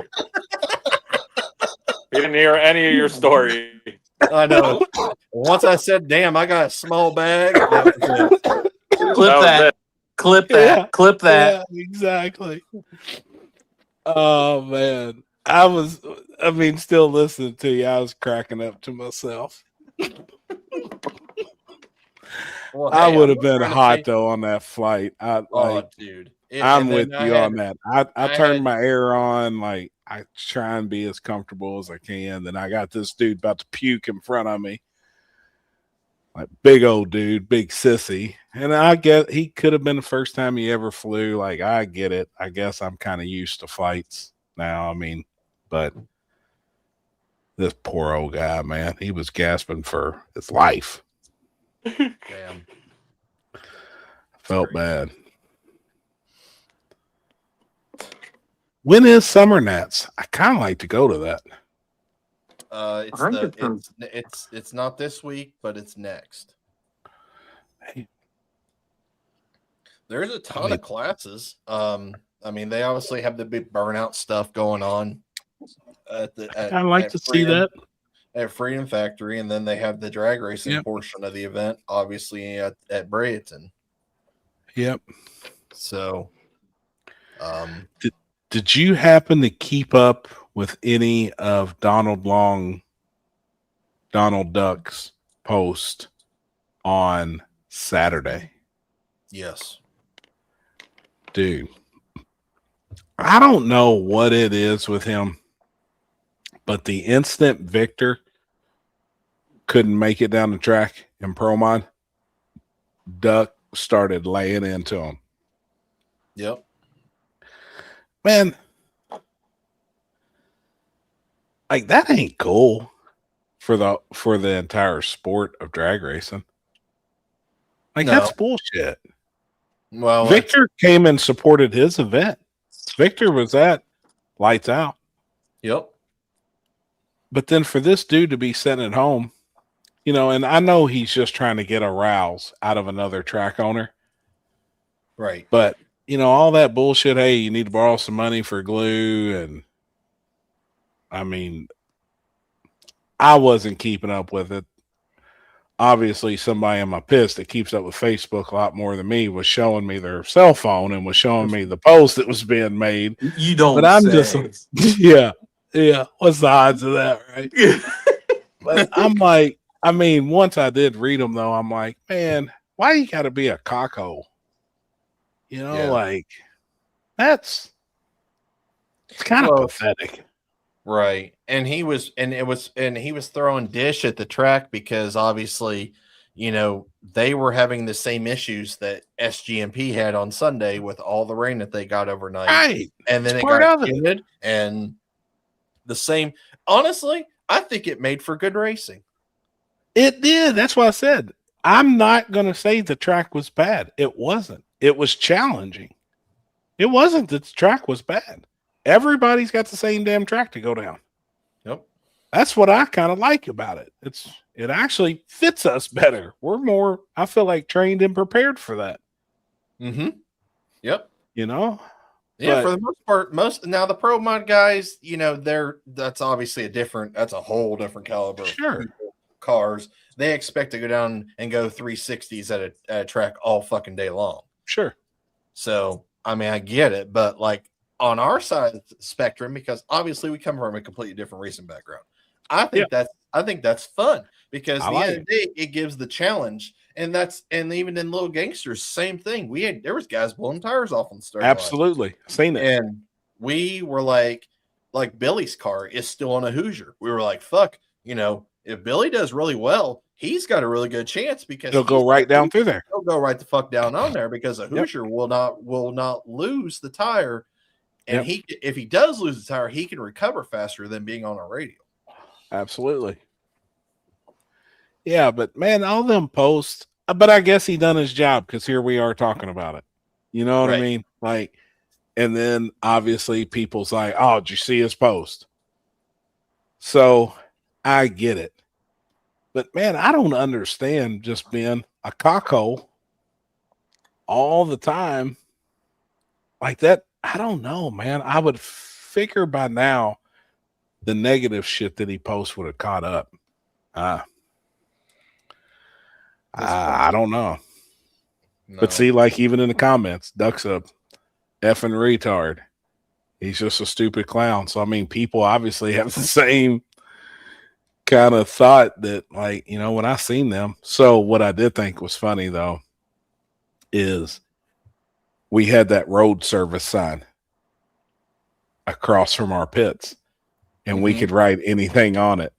Well, there's a couple of guys, one that rolls around the drag strip quite a bit, you know, another one with big nose was going to type some stuff on there and hook it to a pickup truck and drag it. They were going to pull it around and it was going to have some Duck stuff on it. And I was like, man, you all got to do it. Like, are you kidding me? all the media coverage here at this event, if you all pull that thing up in the staging lanes and it's got the right saying across it, like it could go viral and would be priceless. Yeah. And they never did. It's like, I will definitely ride in the bed of the pickup truck if you all do it. Like, I'm in. Like, this is funny. And that would have been really funny, but they didn't. There was a couple comments on there though that was really funny. Like, we pulled up and it says Bill Miller rod sucks real big. I'm like, what the fuck? I mean, they had all kinds of stuff on it. They had the 10 soldier race cars that was misspelled. And, Yeah, how the hell did that happen? I like how they posted the photo and the first person to call it out was Brad. It's Brad. I was dying laughing. Cracking up, dude. We're in the car, and whenever I made that post, I was like, "This is priceless." I was like, "This is good, man." I can't remember what else did it say. It said we need Modell. Said Bill Miller rods suck. There was like 10 different messages. Obviously, I think there was one that's like Jimmy Dale ain't shit. We knew that was coming. Yeah. How does that Who work? wrote that? Is there a computer like on board that thing you can change? Yeah, it's got a keyboard, but they said like every letter takes like 30 seconds. So when you're sitting there trying to spell something, you're like A, and it takes 30 seconds. Oh. And then B. So it's not like we would have had all kinds of stuff on it, because the dudes literally dropped it off and was like, all right, it's your alls for the week.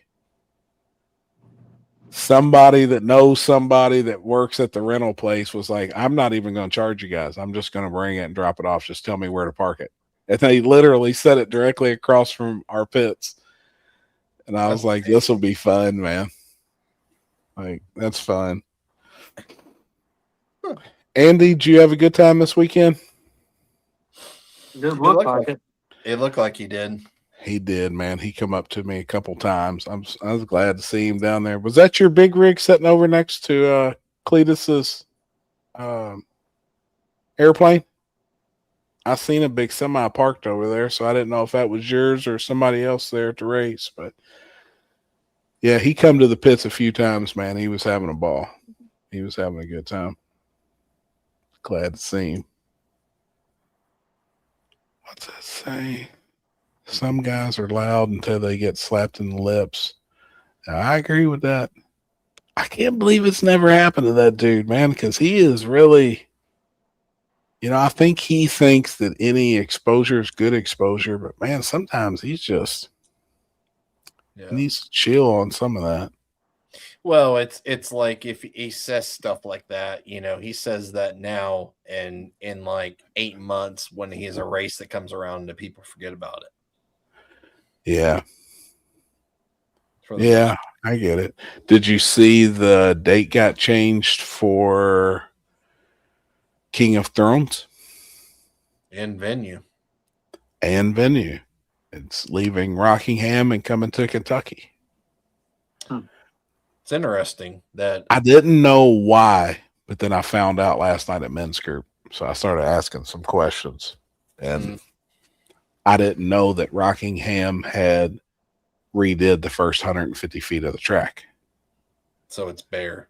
It's bare and it's brand new concrete. So they have to get it prepped. And with the rain forecast, that race is in 2 weeks. Well, if they can't get out there and start prepping now, it'll never hold. So instead of taking a chance and it not being a good surface, they were just like, I think it's best, that if you guys want to get this race in and get it in early in the season, we just move venues. So I actually think it's good because it'll be here in the backyard. We don't actually have to travel, and it's a legitimate radial event, and it's right here in our backyard. So I think it's awesome for that. For sure. Not have to go to Rockingham because we were going. We had discussed it while we were in Florida. We're definitely going to go. Definitely go now. Yeah. So I think it gets maybe stacked on somebody else's event. So I did see that people wasn't happy about that, but I didn't look through the calendar and see what events was on that date. So now it's May 7th and 8th, I believe, at US 60. And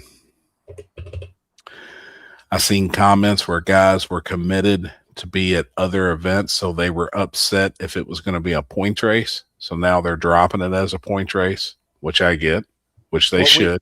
What weekend did you say it was? May 7th and 8th,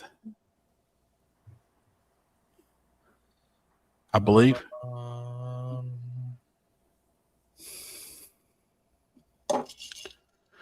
I had an awesome weekend and got some exposure. I also made it in another Fuel Tech video too. That's awesome, dude. That can't be right. Andy, if you really want to get loud exposure, yeah, you're banging them things, man. Andy, I will let you in on something though, secret. If you really want to get some exposure on the internet, if you use out there on the starting line naked, there's going to be a lot of videos of you, brother. Oh, if you're holding a sign that says "I love wieners" or "I love happy" and you run down the racetrack naked like that, that's guaranteed to go viral. That's a money back guarantee. Oh shit, man! March 12th to the 15th. That's when it was. Now it's May. Oh, they moved the date itself. Yes, sir. Now it's May 7th, 8th, I think. Let me see. Let me look at a calendar real quick. March, April, May. Yeah, 7th, 8th, 9th. And on my calendar, I had nothing. The weekend before that is Bash for Cash. And then the weekend after that is the Cincy Street Nights. The weekend after that's King of the South. Weekend after that's Warren Woods. What's in April? Second week of April? Anything up that way on my way home? Second week of April. Yeah. It's Easter on Sunday. And Saturday, I will be at the Zach Bryan concert. And you're more welcome to come with me. Zach Bryan? Yeah. Might be in on that. Yeah. Wait, what weekend is that? Second weekend of April. So that'll be April 10th, 11th, 12th, which the 12th is Easter. 11th, I've got on my calendar Zach Bryan. Huh. No racing. No racing for Easter, I guess. You could come to Nashville and hang out with us. What's in Nashville? Streetcar Takeover is doing the pit road race. Nashville, Tennessee? Yes, sir. Is that on the way up? Well, I guess it is. Yeah, it's on I-65. Yeah. Yeah, maybe I'll do that then. Do you got to pre-register or anything for that shit? Yeah. Yes. I don't know. I don't know exactly I don't know. I'm sure it's on the float. I don't know if, and they just announced it. And Kane Brown is actually going to be performing. It's going to be on one of his it's one of his tour dates. Do they have classes or is it all index shit? Small tire. They have a street class and then small tire. Oh, okay. It's on pit road. This is a pit road race. It's street race. Oh, okay. No, well, Streetcar Takeover used to be all index stuff. Yeah, and that track. It is, yeah, at the track. But obviously, with this being a pit road race, it's a little different. What's the street class? That's what I fit in. Don't throw me in that small tire shit with Billy wheeling by me off all four tires off the ground. Fucking look like you. No, I'm slow. Put me in the slow car class.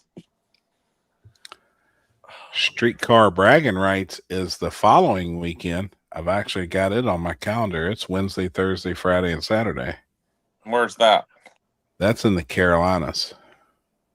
Yeah. And we'll be there for that, I believe. I think we're we discussed possibly taking the Corvette and running it in a quarter, but we need to test on radials before then because the car probably run 250 a quarter. We need to shake it down. They have a daily driver class. They have a small tire class. They have daily driver classes. There you go. Perfect. There we go. If you really want to get crazy, they're going to some roll racing apparently. Oh shit! I can tuck my dick in between my nuts and let it. Yep. And tape them back. Yeah. Oh, definitely. Yep. What's he say? What's the date? I'll come stream again. It's April 10th, 11th weekend is Nashville. Yes. Yeah, I I didn't have that know. on my schedule. Well, I didn't either, and I had seen they had said something about it. Well, then Billy told me this weekend about it. He said, "Hey, he goes, make sure your schedule's clear for April 10th and 11th." He goes, "We're going back to Nashville and we're racing small tire." Dude, I'm looking at May is packed. I gotta look at this quickly. That day is June. That weekend is packed. June is packed. July. Chris, do I look at that on Facebook or like on the internet? Packed. I tried to look. They haven't actually made an event page for it yet. But normally, if you go on the float, I don't know. Here, I'll look it up and see if it's on there. There's no L, Chris. What? What are you talking It's about? not the float. There's no It's L. Float. Float. No, No not L. float. No L. Boat. Boat. Whatever, you know what I mean. Kinda. Unreal. July's packed. August is kinda actually thin. Yeah, there's nothing on there yet for it. So I know they just announced it, so it's probably I would say it'd probably be up soon. Okay, let me reword this for the smooth brain. Where do I get the information on the fucking event, Christopher? There is none. There I isn't just nothing. told you that. You just were looking at something. You said there's a daily driver class, there's a small tire class. So what were you That's looking all at? a video that they posted on their Facebook page. Thank you. And it has no information other than that. Okay, thank you. Sorry. No problem. Fuck. Fuck my life. Jesus Christ. But yeah, so that's where we'll be in April. Yeah, I've been looking through mine, man. It's Supposedly there's going to be a grudge race between some people at that race on the night before the main event, I think. Or it's the same day, I think. I can't remember. But I'm going to call you out in the daily driver class. You bring your SUV and I'll bring my street truck and we'll grudge race. yep. sweet. Chris just lost 2 loaves of bread this weekend. Absolutely. Chris, are you going to call your bread maker when you're down here, or does she only come to Orlando? I think my bread maker is making bread for somebody else. Oh, no. Yeah. You Bro, ruined it doesn't matter, though. You just call them up and be like, hey, Hey, I'm on the way. I'm in and town I just need- for the yeah, weekend. You I know? need a little yeast. Oh, fuck. Oh, Clip puked that. in my mouth. Please clip that. Oh, man. Dang, I ain't checked my phone all freaking night. What? Hey man, I'm That's local here in disgusting. Cincinnati and was talking to Cody Hickman, seeing if there's ways to fit this thing into True Street this year. Oh boy. I was going to buy it. He said to send it to you and see if it's doable. Man, these True Street guys. Yeah, we had a good time this weekend. Did you guys We had a have? good time. Yeah. But Oh, missed it. I have an interesting question on the True Street deal. Yeah. Someone was asking me the other day about the wing thing and all that. Yeah. Does the wing have to come on that model car, or can a Mustang Yes. guy put a Cobra R wing on any? Something like that wouldn't bother me if a Cobra R wing was on any Mustang hatch.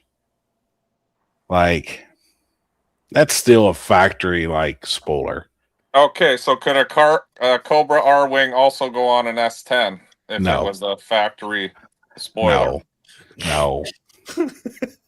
Well, what the fuck then? No. That's some bullshit. It's Mustang favoritism again. Now, if there was a wing that ever come out on a Sonoma or There was a prototype that GM never actually released that I found. It looks very similar to the one that's on my S10. now, currently. Exactly. No, because someone asked me and I said, hey, man, if you come to the track with a Cobra R, all the power to you, because that's a fucking very rare, expensive car. Sure. And then they're like, well, why can't I just put a Cobra R wing on an 04 Mustang? And I was like, that's technically not right because it didn't come on that car. That wouldn't bother me as bad, and I probably wouldn't pay no attention because I wouldn't know the difference between a Cobra R and a Mustang, a normal type. Oh, Mustang. you'll know what a If it Cobra R was- wing looks like. It looks like a double decker fucking. I'm it's sure. A wang. And I'm sure we're going to see a bunch of them this year on hatchbacks. I'm sure we're going to see hatches on coupes, like welded on so they can run a spoiler. Some of the questions I've had, but also with like the Camaros, I know there was a factory spoiler on TAs on certain model Formula Trans Ams. So guys have been like, hey, can I take the Formula? And I'm like, dude, you guys are so gay. Like, just put your wieners together and send pictures back and forth. Like, this is getting over the top. But I'm like, if you take a TA wing and it looks factory on your Camaro and it's body color painted and it looks factory looking, I don't give two shits.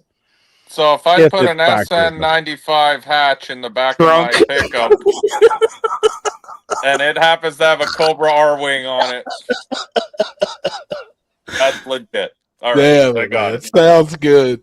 Okay, I got it. Dude, some of this shit, I'm just like,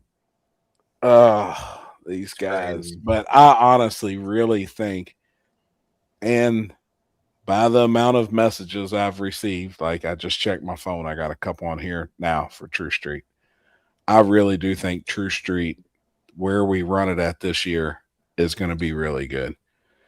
So I made a post too last week. Hey, would you True Street guys, even though it's no prep, we're pretty much running this class only at no prep events. Would you guys be interested in running on a mild prep at the 100,000? Like, I would like to bring the True Street rules, but to a good front side, and the clocks are going to be on. Would you guys be interested? Homie, the amount of messages we got, that class will fill 64 cars tomorrow. If I said, hey, we're opening it up, we're taking lock-ins. With So clocks on? With clocks on. These dudes are like, I'm in. I don't want to But- embarrass myself with the clocks on. Well, the thing is, it's going to be kind of a one-time deal. And these guys was like, hey, I'm ready to show it. I'm ready to show. I'm ready. So I was like, wow. Like, You know what this but sounds like? I'm thinking about now, though, because our rules, and it sucks to change it, our rules say any DOT tire. Well, there is some pretty badass DOT tires. And in the no prep world, most guys want to be on like a bi-supply. So I was thinking for that one event, making everybody run on X, Y, and Z tire. you can't put a pro radio on that's DOT approved. Most of these guys are going to show up with a pro radio that is DOT approved and it's going to go fast. So to keep from destroying the class on a prep surface, first race out, making everybody run on the tire that everybody pretty much runs on no prep. Yeah, that's not a bad idea. That'll keep the speed down. Everyone showing their times reminds me of walking in the gym locker. You know, the gym Seeing locker room, all and those everyone wieners ripping for off the their first time. towels at the same time to see who's got the biggest wiener. That's what I'm hearing. Everybody's got their jock strap hung on the locker Yeah, door. they're all standing there fucking flexing Just their hold the cocks. door. That's what it sounds like to me. Because I see no reason behind that other than that. Right. Yeah. I only want to do it once. And then hopefully do it once. I mean, once every year. I'd like to see it happen. I hated that they went ahead and turned the boards on for the winter series. I was hoping, we'd wait, but that's what it is. What about a cap on an S10 with the hatch window open? Well, in the rules of Cruise Street, there is a rule against a trunk opening or any type of actuator making a hatch open. So if I've got to write it in there to write a rule on a topper back window opening up, I guess One other question. What happens if I happen to be going to Home Depot that day and bought a 3/4 sheet of plywood that's sticking out of the back of the truck on a very excessive angle? Jeez. That I need to do carpentry at home after the event, and the only place to put it was in the back of my pickup to bring it home. Is that allowed? I bet you won't see any difference on most of the surfaces without a wing. I bet you won't.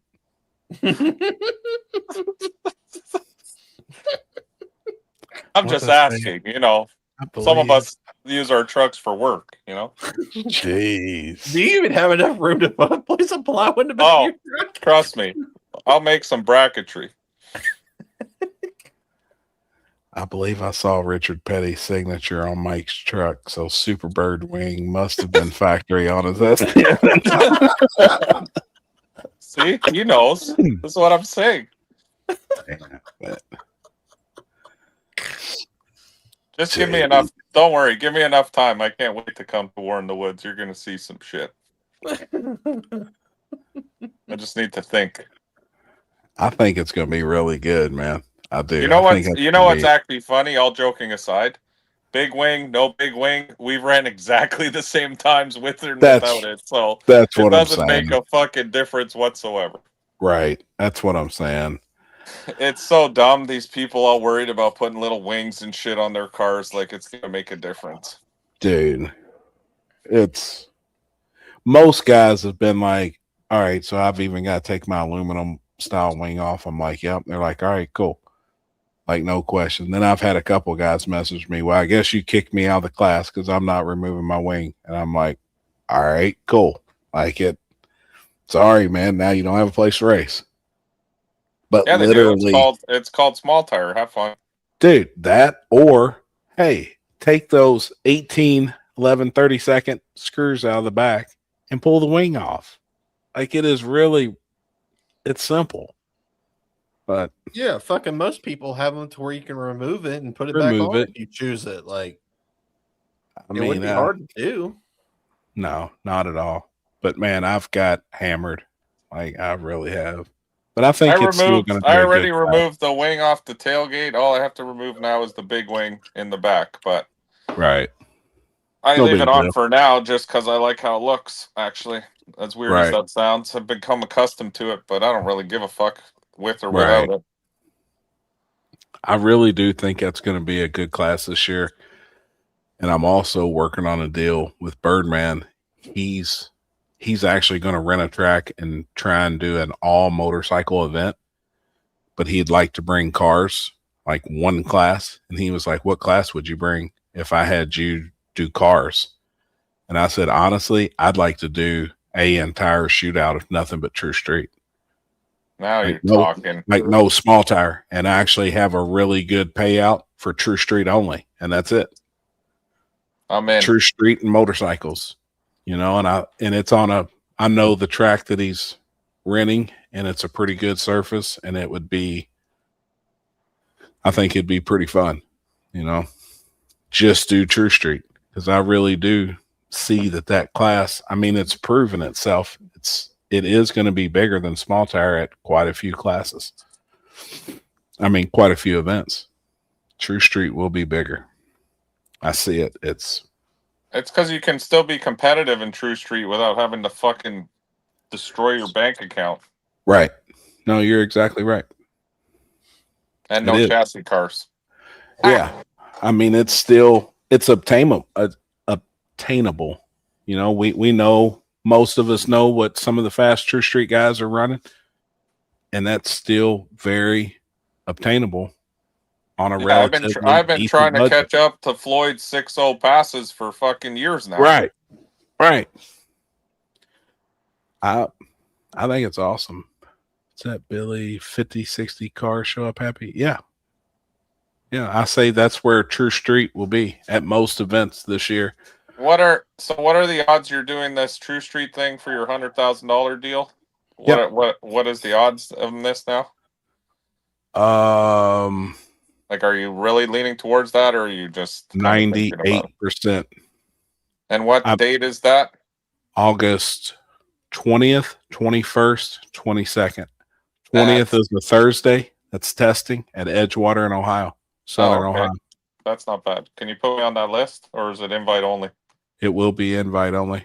All right, I'll try to prove myself to make the list then. There you go. Thank you. Thursday I'll is send you testing. some 650 fucking time slips that look. Hey, that's all I need to see. All right, thank God. But Thursday will be testing, and I Yeah. think that'll really tighten up that class. It'll be a full day of testing. As quick as you can turn it around and get back up in stage lanes, you can make a hit. We're going to do clocks off and testing. Okay, good. Yep. 2 hits on Friday and first round Friday night. I like that. But 2 hits on race day.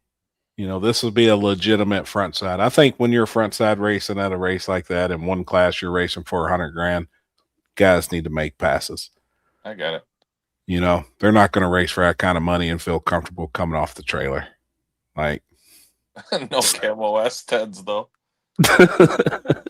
Hey, you know what? In August, that's fine. There might not be a Camo one. A white one may show up out of the woodwork if that's the there you case. go. There you go. I think it's going to be good, man. And I think, just with what I seen the other day, filling 64 cars for True Street, it's going to be nothing. It's actually, we're going to have to go through and make choices and pick. Yeah. Yeah. 100%. So it'll be pretty good. What's that say from Landon? What's up, buddy? Do we know what all-wheel drives coming to Cletus race? We know one. And I would say the rest we probably all know. Yeah. I would say you pretty much take a screenshot of who was there last year, Landon. And same people. It's going to be pretty much the same people. If Manuel changes anything, he probably changed 2 or 3. But I would probably bank to see we're going to see that nasty ass green full tube chassis with all gold wheels truck with the big block and the twin 88s at the all-wheel drive shootout. Them dudes are pretty smart. They're not going to show everybody what they've been testing with and what they've been doing. They're going to show up with some gangsters. We all know them dudes got some shit. I know little OJ just went in to get rewired and get some Motec right last month. So I know they're coming to really put it on. Looks like Miles is putting in some serious work. A sequential. I really like Miles, man. That's my buddy. Yeah, He is such a good dude. Solid dude, man. As soon as he seen me at World Cup we're in the stage lanes. He runs over, big hug and stuff. He's just a good dude, man. Happy dude. Like, he's awesome, man. Yep. What's that? Don't think I'll make it to Clocks on Nationals. I don't know if the hard copy of my CDL will come in on time. No worries, homie. It's going to be a banger, though. It is going to be a big race, I promise. Is that happy? Did you see where Landon said Birdman could use Lake Cumberland track? Yeah, he does already have a deal on a track for that bike shootout. I do know that. I think he's doing like a 64 bike shootout. And then, he asked me to do a car class, and I'm really leaning heavily on just doing a true street race. So Alex is escaping from his 8-hour prison sentence. Yep. 10 hours. Hey, boys, 10 hours. Man, let's wrap it up and shoot people. Yeah, I'll be on. I haven't played Call of Duty in a week now, man. I'm kind of. I'll be on like 12. Mike, you got PlayStation stuff in the. No, not in the trailer. I do at home. So in the summer I can play it. But Man. I need about a month first by myself to get back into it because it's probably been 3 years.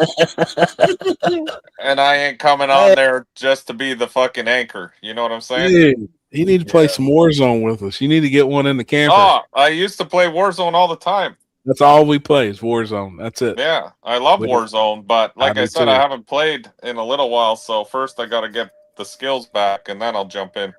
It's fun, man. We have a ball. I hate fucking anchors. My brother's the I fucking get it. anchor on every team. He's I the get worst. it. I usually am on our team, but hey, I still get on there and try. The whole game, all you hear is, I'm down. I'm dead. Down. Pick I'm me down. up. Hey, Pick me up. I'm down. Bobby back. Yeah. Buy me back. I'm down. I'm in the gulag again. Okay, I got killed. Buy me back in. I'm like, motherfucker, you're a liability. It's so funny when Kenzie's like, man, all I hear is, I'm dead. And she mocks me. Dude, it's funny because we really do sound like that. Like, for real. I like when everyone jumps out of the plane and he's fucking eating chips or something and not paying attention. And it throws him out He's at on the end the of the other map. side. Yeah. And he's like, oh, fuck. I'm across the map on the okay, don't worry, I'll get a Jeep or a fucking ATV. I'll meet you guys there. He lands, I'm down. Yeah, there it is. Yep, just ran a full team. Oh, Yeah. I love it, man. I love it because we're all the same. Yep. That's funny, man. Oh, Yeah, yeah. let's wrap it up. We had a good night. Let's get on the All right. game, play. Yep. I think we did good. Yeah, for sure. Yep. So, if you're in Florida this weekend, come see me and Mike. Yeah, it's the Yeah, place throw to that be back this up there. weekend. Oh, fuck. I'll find it. Need me to send you shit, Chris? No, Not I that got it matters at this point. It's fucking, what day is it? Wednesday? Tuesday. Tuesday? Tomorrow's, yeah. Oh, tomorrow we're dynoing that fucking Camaro. That should be fun. Oh, hell yeah. I think I might go live for that. Really? Yeah. Yeah, do it. I was thinking about it. It's probably kind of cool if people see, live dyno sessions as opposed to just a picture after. Then they can see when we fuck it all up live. Yep. So, Is that an AI generated? Did you use Oh, ChatGPT on your everything's flyers? AI now. Oh, Have me you too. seen every last I flyer? think they look good. Like, I really like your flyers for this race, man. They're catchy, they're bright. So what I do now, and my old designers and all these people are gonna fucking flame me for this, but Sure. Fuck them. you can build, if you're smart with AI shit, you can actually build templates now. Instead of just writing, hey, I want a racing flyer, blah, blah, Yeah. blah. Yeah. You can actually build templates of a certain style you want and how you want them. And you can build a whole template. It takes a while, but it actually works really well. Because then after, whenever you enter anything, it stays with like your theme. That's sick. Well, I noticed yours had stayed the same. And then Yeah, like I started with the like Miami theme of this one, and then I was Yep. like, nah, it's a little too like I I don't know. like it, dude. It's a little bright, so I went back to Man. like more of a sinister looking deal. But all of them I since like then come out the same. I think they look great. Yep. I love them, man. It's catchy. It's you see it. You know what I mean? And Yeah, they're to the point. That's what it's I want. saving you $300 to $900, $1,200, depending on how many Well, flyers you have made. yeah, that's what I mean. Like, I get it. I used AI to make the table, the logo or the thumbnail for the videos and stuff. Like that's Right. how I do it every time because I don't Yep. have Adobe Lightroom or Photoshop to do that. Because Yep. obviously the only way he used to do it was doing it that way. Well, And that's now how I used to make all kinds of shit was like with Baza Art and Adobe Yep. but it takes fucking forever. Yeah. I So like it. now if you learn this, I've been trying to learn AI stuff because I mean technically it is the future, let's be It honest. It is. And it's still like in its early stages. So I watch a lot of shit on YouTube about AI and how to program it properly and how to get the most benefit out of it. So there's more to it. Like you can make basic shit easily, but if you want to get like in depth and in details, you can really fucking like Yep. tune the shit right in. Like I've made a couple logos for friends and shit like that, and they're like, "Man, this is fucking awesome." And I'm like, you know, it's just using this kind of shit. Yep. It is the future, man. It really is. And you know what's scary? I talk to a lot of people, different people, and their businesses are already bringing them in for meetings and saying, well, listen, guys, like all the lower level secretaries, you know, Any like those data processing. Yeah, like all that kind of shit, gone. they're all getting laid off now because there's It no will need be. for them. Yep. So I think anyone who works with their hands still, like any kind of construction workers or you know, mechanics or people like that, your job's still safe for a while. But if you got anything going on with like a computer and Yep. entering shit and data and stuff, Yep. I would be a little concerned right now because there's I've been a lot training of like with my hands my entire life, so I'm. well, me too. Like A lot of tinkering, boys. A lot of tinkering. You have. I'm safe. I'll find business out there. Using I bet Kenzie's been doing the same thing too, hasn't she? Yep. Exactly right.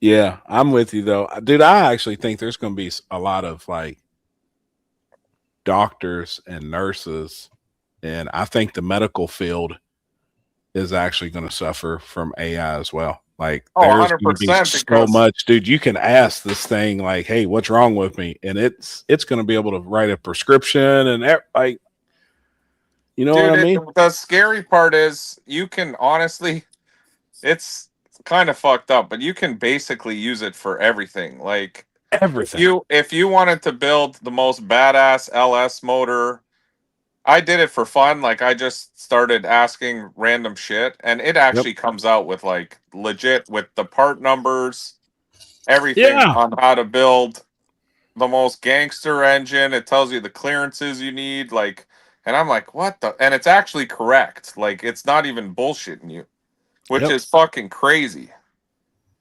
I'm telling you.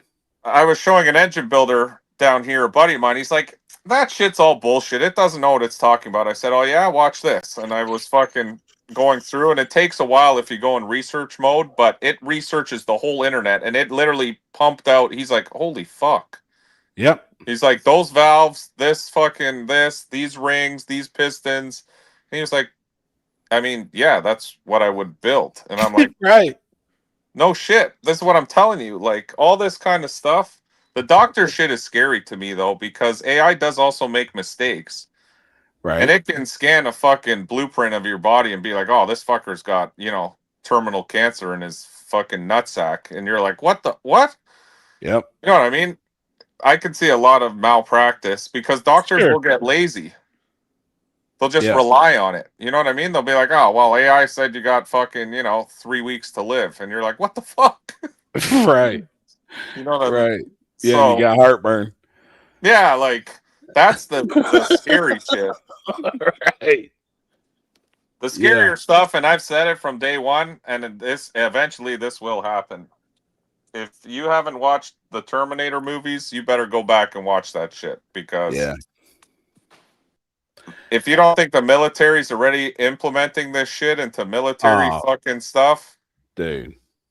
and they've already had issues with AI already fucking around and not wanting to shut itself off and preserving Yeah. itself, and Yeah. it's some scary shit. You see these Tesla robots that people are bringing into their houses. How long till that motherfucker chokes you out in your sleep? Yep. And who are they going to blame? They can't Right. charge the robot with murder. Right.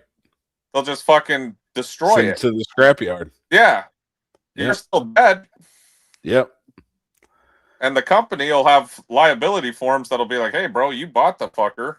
I don't know what you're doing in your spare time. Think how many weird motherfuckers are out there Oh, dude. I know. Believe me. that are going to I thought- reprogram shit. Like, Yep. if you wanted to kill somebody, you would just reprogram a robot to do it, Yep. because then you're not going to go to jail or anything. Like, that's it's kind of a scary deal. But It is. And I've really went down some of those rabbit holes, man, that I'm like, hey, I got to quit watching this shit and researching, because, like, it is scary. that's what I'm saying. Like, I don't think people are looking at it like that. They're all looking at it right now like, oh, this is so cool and blah, blah, blah. It can be real bad. It can go real bad real quick, and you're not Yeah. going to be able to stop it. That's the problem. It could actually be the end of the world. Like, Yeah. it could eliminate. Because all these Human robots life. have to do is start communicating with each other now. Brother. And once they can feed off of each other and learn from one another, Oh, yeah. once The one the will tell the other self-learning one, hey, stuff, man, my human's been trying to fuck me for the past 4 weeks, yep, and I'm getting tired of it, so I ripped his head off. And then they're like, oh, okay, well, I'm going to do that to mine too. yep. I'm with you. Yeah, it's scary shit. It is. I'm with I'll you. never, I already said it. You'll never catch me with one of those robots in my house. Fuck that. Yep. I don't trust that fucking thing. Yep. No, I agree. But, All right, let's wrap it up. all right. Peace out, All right. boys. All right, Have a homie. good Good one. luck this weekend. Have fun. Yes, sir. Chris, I'll See see you you this soon. weekend. The rest of you, I'll see you on the next one. Yes, sir. All right. Yes, All sir. right. See you guys. Yep. All right, guys. Well, appreciate you tuning in, and Yep. we'll recap Mike's race from this weekend coming up, and I'll Absolutely. be back, and we'll be back again. So, thanks Yep. for everything. Thanks, everybody. We'll see you soon.